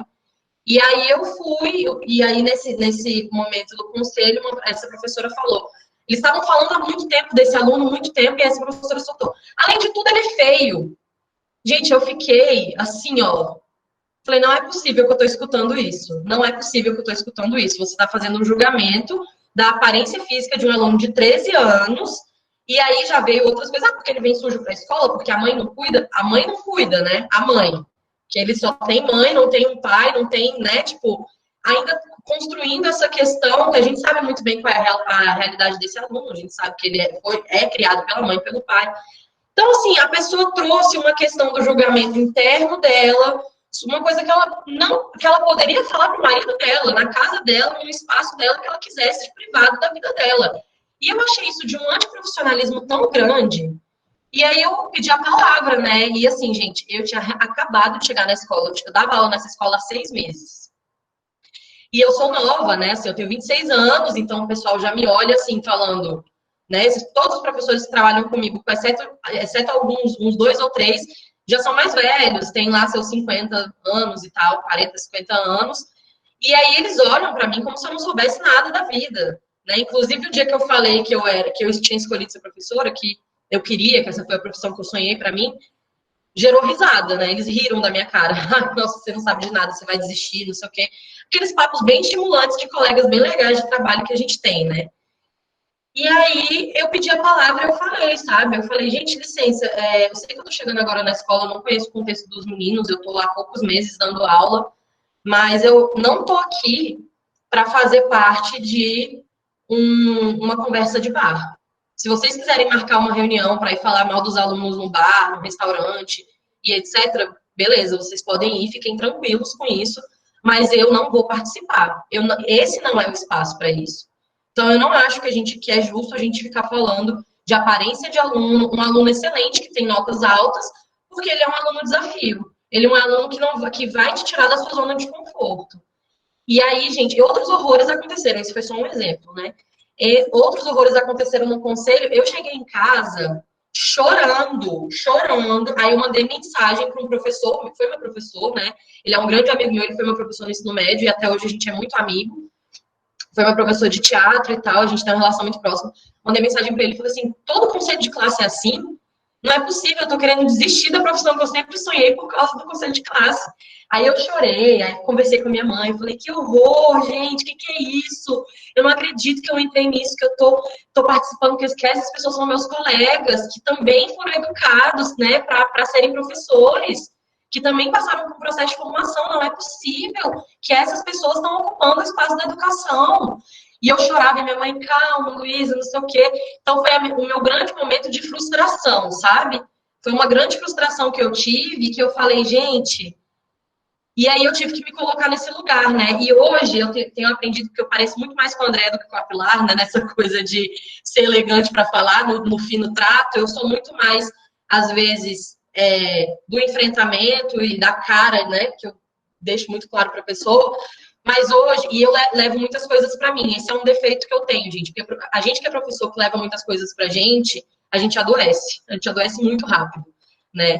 Então, eu tô aprendendo a tentar não trazer as coisas para mim, né, para ficar sofrendo e remoendo aquilo que eu não posso mudar, porque às vezes as coisas não estão no seu controle mudar, né? E eu, como uma boa pessoa controladora que sou, né, quero poder controlar as coisas. E aí, eu também aprendi uma coisa que eu escutei um dia, assim, que ficou muito na minha cabeça, que é: escolha as batalhas que você quer lutar. Eu acho que isso também diz respeito a uma sabedoria que a gente aprende na prática, assim, da vida cotidiana da docência, que é a gente escolher as batalhas que a gente quer lutar. Porque nem todas a gente vai poder lutar, nem todas a gente vai ter condição, e nem todas a gente vai poder mudar, né? E não colocar esse peso, a gente carrega o peso, o professor carrega o peso de ser pai, de ser mãe, de ser não sei o quê, apesar de não ser. E a gente não pode deixar ser, né? Então, saber dividir isso também é uma questão, é também valorizar a minha profissão. Né? E hoje eu tô muito nesse lugar de compreensão, né, por trabalhar em 2 escolas particulares, que vocês sabem que as demandas são outras, né, as pressões são outras, é muito difícil em muitos sentidos, assim. E hoje eu tô muito nesse lugar de escolher essas batalhas, sabe? Essa batalha do conselho de classe foi uma que eu escolhi, que eu falei, eu vou falar, e eu vou comprar essa briga, porque eu não vou admitir isso. Né? Outras situações, como a Pilar falou, né, que ela passou chegou a dos direitos humanos, né? Um aluno meu sofrendo racismo de um outro aluno dentro da sala, uma escola particular que ele já é o único aluno negro da escola. Aí ele sofreu racismo, nem foi na minha frente. Eu fiquei sabendo que uma outra professora me contou. Vi que a escola não tinha tomado nenhuma posição. Fui lá e comprei a briga. Essa batalha eu vou comprar, sabe? Outras batalhas eu vou comprar, algumas outras eu não vou. Né, principalmente aquelas que não estão no meu controle mudar, né, não estão no meu controle, enfim, entrar num conflito ali com o coordenador vai só gerar um desgaste, né, uma possibilidade de um desgaste. Então, esse tipo de coisa a gente aprende muito nesse chão da sala de aula, né, que a Pilar comentou aqui, que é assim, você vê um lado dos seus colegas de trabalho que você admira, que você não sabia que existia, e você se choca e você fala, não é possível que isso aqui é professor junto comigo, não é possível que eu chame isso aqui de professor, de coordenador, de diretor, né? Com os absurdos que a gente ouve. E também essa questão da gente valorizar a nossa profissão a ponto de saber deixar as demandas onde elas precisam estar, né? Não trazer para dentro da gente, não trazer para a nossa vida pessoal, porque a nossa vida pessoal como professor, ela já é muito atingida, né? Ela já é muito permeada pela nossa profissão. Então, a gente precisa estabelecer esse limite, né? O Paulo Freire mesmo fala disso esqueci o nome do livro dele. Mas, enfim, ele fala muito disso, desse limite das relações que não podem ser transpassadas, né? E na sociedade, hoje, gente, tudo que deu errado, a gente colocou no barco da escola, né? A família não deu certo, escola. A não sei o que não deu certo, escola. O menino não sei o que lá, escola. O professor, isso, aquilo. Então, essa desvalorização, ela vem muito por conta disso também, porque todas as mazelas sociais, tudo que na sociedade que deu errado, a gente bota para a escola resolver, né? E eu acho que a gente precisa separar isso por uma questão até de saúde mental e de entender que a gente não vai conseguir transformar tudo, né? Assim, nesse sentido, que a nossa ideia é transformar, sim, mas que a gente precisa escolher essas batalhas. Então, são essas coisas aí que eu passei, algumas outras 1000 histórias, poderia ficar aqui o resto da tarde com vocês contando, porque é muita coisa, gente. Cada uma que a gente escuta. Em escola particular de aluno rico, aí vocês triplicam essas coisas que a gente escuta, que realmente vem de todos os lados. Eu brinco muito que eu dou aula de graça, né? Eu ganho para preencher diário, lidar com o pai e lidar com coordenação. A aula eu dou porque eu gosto. Então, o salário que me é pago é para preencher diário, para eu lidar com os pais e para lidar com o coordenador e colega de trabalho. É isso. que bacana esse aprendizado, né, que a Luísa passa pra gente. Quais são as batalhas que a gente vai comprar, né? Quais são as batalhas que a gente vai conseguir travar, porque, afinal de contas, quem cuida tem que ser cuidado, né? Então, a gente cuida não da dimensão da saúde, mas a gente cuida do humano também, né? Ser professor é porque, acima de tudo, nós amamos as gentes. E gente para brilhar. Então, quem abraça essa profissão vai se confrontar com os limites da própria humanidade, né? Nós somos muito falhos, né? Eu já falhei tantas vezes com estudantes meus e assim, dói, sabe? Quando eu me dou conta de que, caramba, mandei mal, não consegui fazer o que eu queria, enfim. Eu errei muito, isso é importante dizer, continuo errando, talvez um pouco menos, ou os erros sejam outros, eu acho que é isso, a gente vai trocando erros mais banais por erros mais capciosos, mas nós todos seres humanos temos as nossas fraquezas, nossas questões, mas a gente tem um lado bonito também, então, para a gente terminar em alto astral, com uma coisa boa. Ah, tá, vou falar aqui. A professora Rosana Foliato fez várias observações aqui, que ela também já viveu situações muito, muito duras de discriminação, que é muito difícil lidar, que é lindo a gente conseguir se ver como professora em formação. A professora Keila Alves. Keila, você é a professora do IF, não é? Coloca aqui no chat para a gente saber qual é o seu campo. Iniciante, professor. Oi? Não. Não? Ah, tá. Achei que fosse outra Keila, então. Aí a Keila Alves, ela coloca que estudou em escola onde os professores falavam que era a pior da turma, da escola, por causa de alguns alunos que viviam no mundo dos vícios. Enfim. E aí o pessoal, a Conceição vai ter que sair, que ela tá... Já chegou o horário da fome, né? Então, vamos terminar aqui em alto astral, e aí eu vou fazer referência a um dos nossos mestres, né, Luísa? O professor Dionei Moreira Gomes, que foi a primeira pessoa que me chamou a atenção dentro da Universidade de Brasília por ser professor. E eu sempre fui muito apaixonada pelos meus professores, eu me apaixono, assim, eu fico, nossa, que pessoa maravilhosa, quero aprender tudo com essa pessoa. Então, o professor Hermenegildo Bastos, professor Elizabeth Razin, tive grandes professores na Universidade de Brasília. E só que era sempre num nível, assim, meio etéreo, meio da discussão acadêmica, das ideias, e não sei o quê, e o Dionei foi o primeiro professor que chegou em sala de aula e falou assim, galera, aqui vai ser do básico ao acabamento, é Irmão Soares a minha aula, então a gente vai trabalhar a teoria, mas eu quero que vocês pensem como aplicar essa teoria dentro de sala de aula, e foi o primeiro cara que me chamou a atenção para isso, e foi com ele que eu pude fazer o PIBID na edição da UNB, e ele fala uma coisa que é muito bonita, que eu também senti. Ele falou que teve 2 momentos da vida dele, eu não sei se eu vou saber falar tão bonito quanto ele, mas ele fala que teve 2 momentos da vida dele que ele se emocionou muito por ouvir uma palavra, algo assim, e aí ele falou que foi a primeira vez que ele foi chamado de professor, e aí ele se entendeu como professor, porque dar nome, né, nomear, dizer o que é, e aí a gente acaba, opa, estou, o que eu faço com isso agora? E a segunda foi quando ele adotou os meninos dele e ele foi chamado de pai. Então, essas 2 palavras muito fortes, né? E, de certa forma, para mim, a docência e a maternidade vieram juntas, né? A minha vida acadêmica, a minha vida profissional, ela está muito entremeada da minha humanidade. E não só a minha vida como professora, mas a minha vida como pesquisadora. Então, se eu pesquiso violência, é porque eu sou fruto de uma sociedade que me violentou desde a minha mais tenra idade. Se eu escolhi ser professora e ser uma professora que busca sempre acolher, apesar de nem sempre conseguir acolher os meus alunos, é porque eu sofri violência dentro do contexto educacional. Eu fui muito violentada por sofrer bullying dos colegas, pela pelos meus professores terem fechado os olhos ao bullying que eu sofria. Então, isso que a Luísa falou, eu vou parar a aula agora. Não vai ter bullying na minha sala. Não vai ter bullying no meu contexto educacional. E não é nem bullying, no caso do que a Luísa falou, é racismo, né? Bullying é outra coisa.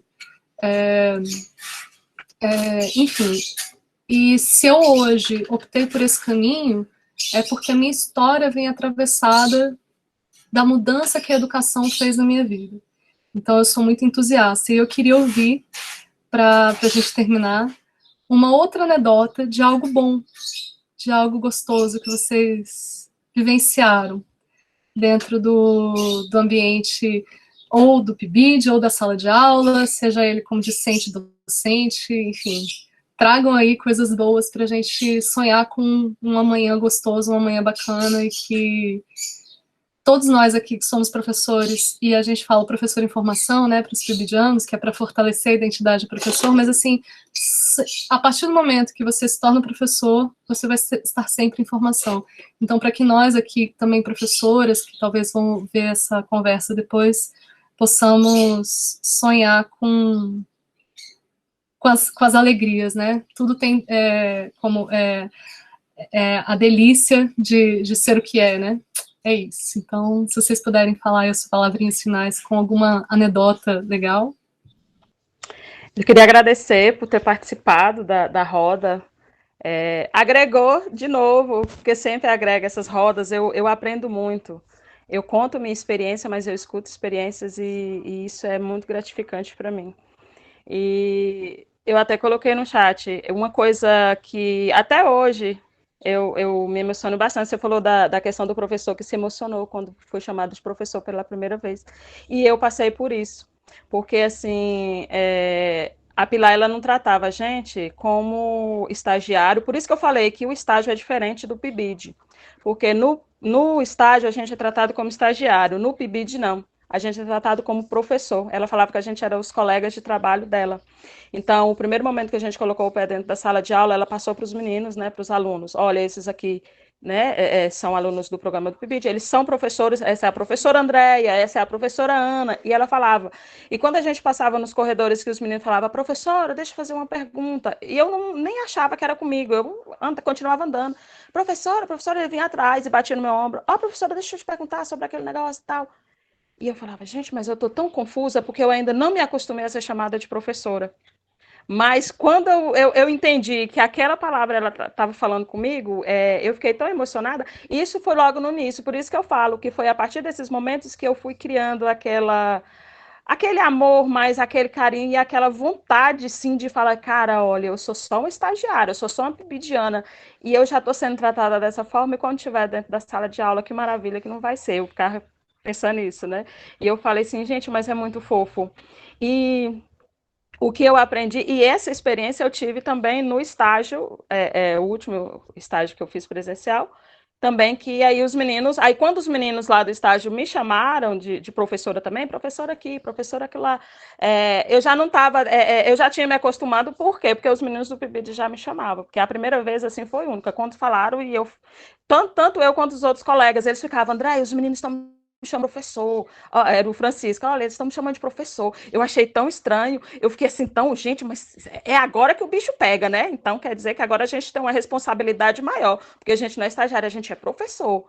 Então, eu achei, foi uma passagem muito bacana da minha vivência dentro do PIBID, né? E até hoje eu conto isso para todo mundo, que esse momento para mim foi único, foi a partir desse momento que eu falei assim, não, é isso que eu quero e é isso que eu vou ser. E até hoje eles me chamam assim, né, antes da pandemia e tudo, oi professora, eu cumprimentava a gente nos corredores sempre como professora e até na rua, né, e eu achava tão bonitinho e eu falei assim, gente, é isso mesmo que eu quero pra minha vida, ser chamada de professora, é essa palavra que eu quero ser chamada pro resto da vida, se Deus quiser.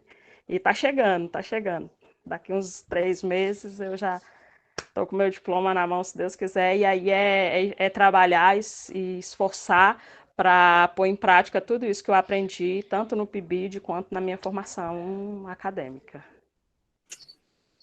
Maravilha, Luísa!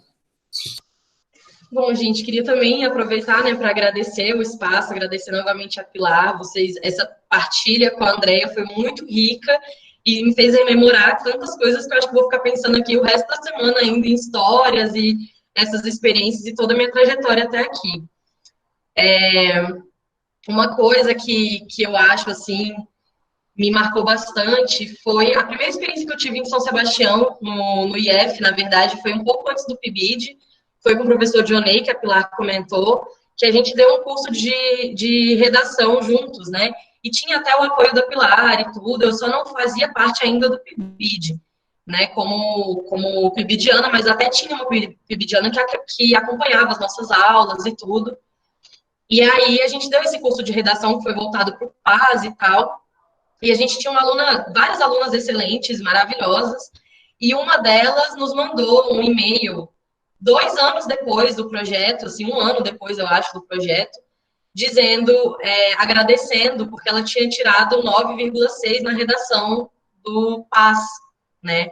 Ela, professores, muito obrigada, ela mandou para o Dionei me encaminhou, né? Ela me agradecia o Dionei no e-mail, e aí ele me encaminhou o agradecimento dela, dizendo que ela nunca pensou que ela poderia tirar uma nota como essa na UNB, né? E como que isso tinha sido grandioso para ela, de poder contar a história dela, de poder tirar 9,6 na redação, né? Do PAS, que era um objetivo que ela tinha, e isso me emocionou demais, que eu falei, acho que foi a primeira vez que eu falei, gente, o trabalho do professor faz diferença mesmo, né? Realmente a gente não está lá só para cumprir horário, né? A gente está lá buscando e realmente tem esse resultado, e foi mais rápido do que eu imaginava.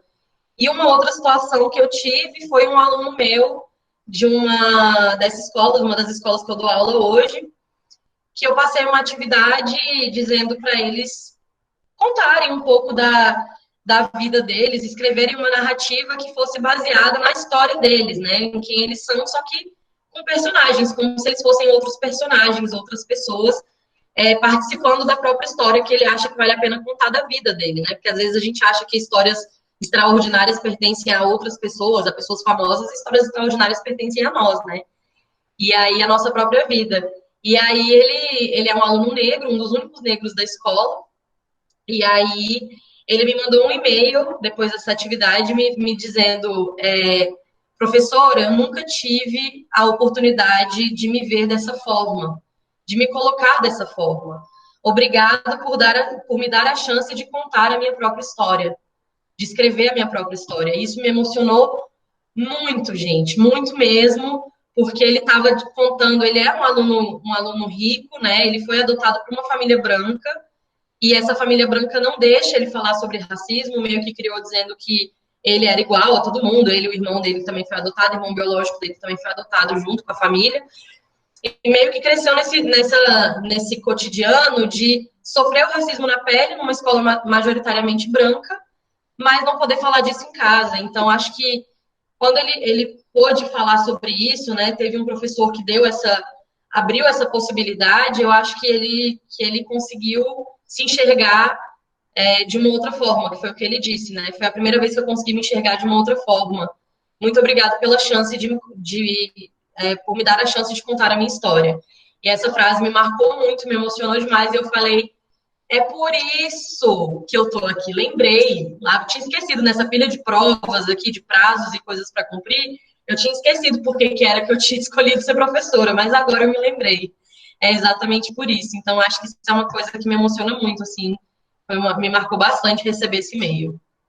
E obrigada, gente, de verdade, por ficarem aqui até agora e ouvirem essa partilha. Foi muito rico para mim. Obrigada mesmo. Nossa, que emocionante cada uma das falas. E vocês falando, eu fiquei pensando, assim, que o nome dessa roda é Roda de Conversa com Egressos e Egressas, né? E eu sou uma egressa do PIBID. Como eu falei para vocês, a minha vida foi tudo junto e misturado. Então, eu me tornar professora e a professora que eu sou foi também pelo PIBID, foi também pela oportunidade que o PIBID me deu de eu ter uma bolsa, de eu ter uma equipe trabalhando comigo, de outros olhares, outras vozes, outras pessoas profissionais pensando junto comigo como resolver questões dentro do ambiente de sala de aula. E essas delícias da gente voltar a encontrar os nossos alunos, é tão bom quando eles voltam, é tão maravilhoso. Eu tenho a alegria de ter alguns alunos que foram fazer letras, inclusive foram orientando os meus aqui no IFB, Ana Carolina, Natan, enfim, mas é muito interessante porque até pouco tempo eu era aluna da UNB, e aí eu vivia caminhando lá pelos corredores da UNB, e daqui a pouco eu ouvia assim de longe, professora, professora, e isso aconteceu várias vezes. E aí eu continuava andando, porque professora naquele ambiente do UNB não sou eu sou professora no IFB. E aí daqui a pouco, Pilar! Aí eu olhava para trás, era um ex-aluno. Pilar, que maravilha te encontrar aqui! E agradecendo pelas aulas, enfim, pela minha chatice de eu ficar pentelhando para fazer paz, Enem, fazer os exercícios e também teve um aluno que falou, Pilar, você não tem ideia de como suas aulas de iniciação científica no ensino médio, que todo mundo falava que não fazia sentido lá na Secretaria de Educação, estão fazendo diferença agora, estou fazendo história, então isso é muito gostoso. E aí, como agradecimento e reverência ao PIBID, eu queria compartilhar com vocês, agradecer às alunas e alunos da Secretaria de Educação do ano de 2015 e aos pibidianos do grupo aí da Luísa, por esse troféu aqui. Esse aqui foi um dos marcos da minha carreira. Eu, com 5 anos de formada, eu formei em 2010, em 2015 eu ganhei o Prêmio Professores do Brasil, só que esse prêmio não é meu, não fui eu que ganhei, eu coloquei mal. Esse prêmio, quem ganhou foi o PIBID. Quem ganhou esse prêmio foram as professoras de formação que estavam dentro de sala comigo, e principalmente foram os nossos estudantes e as nossas estudantes que fizeram acontecer o projeto Heroína Sem Estátua. Tem até o bannerzinho dele aqui em cima, não sei se vocês estão vendo. E isso eu devo muito a várias coisas. Eu devo muito ao meu doutorado, eu devo muito ao PIBID, e eu devo ao chão de sala. O meu doutorado mesmo se modificou totalmente por conta desse projeto, né? Então, que era uma proposta inicial, virou outra coisa no meu doutorado. Então, assim, a vida da gente acontece dentro desses espaços e a gente se fortalece, cresce, constrói, com muito sofrimento, com muita porrada também. Eu lembro, né, Andréia, de uma roda de conversa que a gente teve, foi sofrida, porque o grupo da Andréia falou, não vamos dar aula. E eu, gente, vocês têm que entrar em sala de aula, cadê os projetos? Vamos implementar, vamos fazer. E aí a gente ficou assim, eles ficaram uns 2 semestres me enrolando, né, Andréia?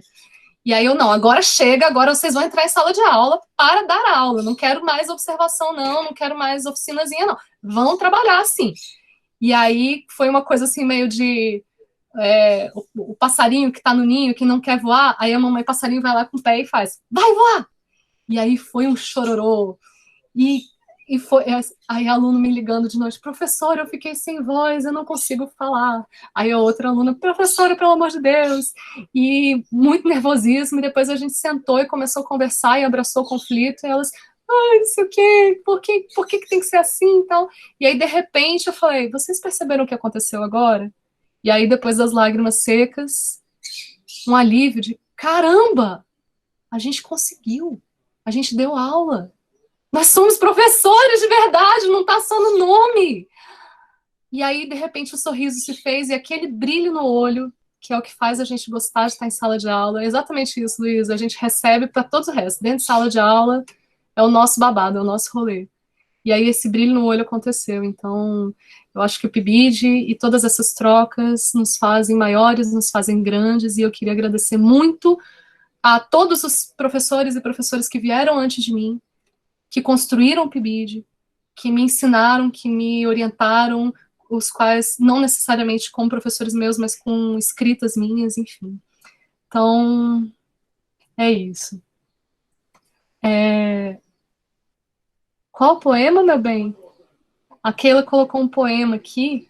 Deixa eu ver se eu consigo abrir.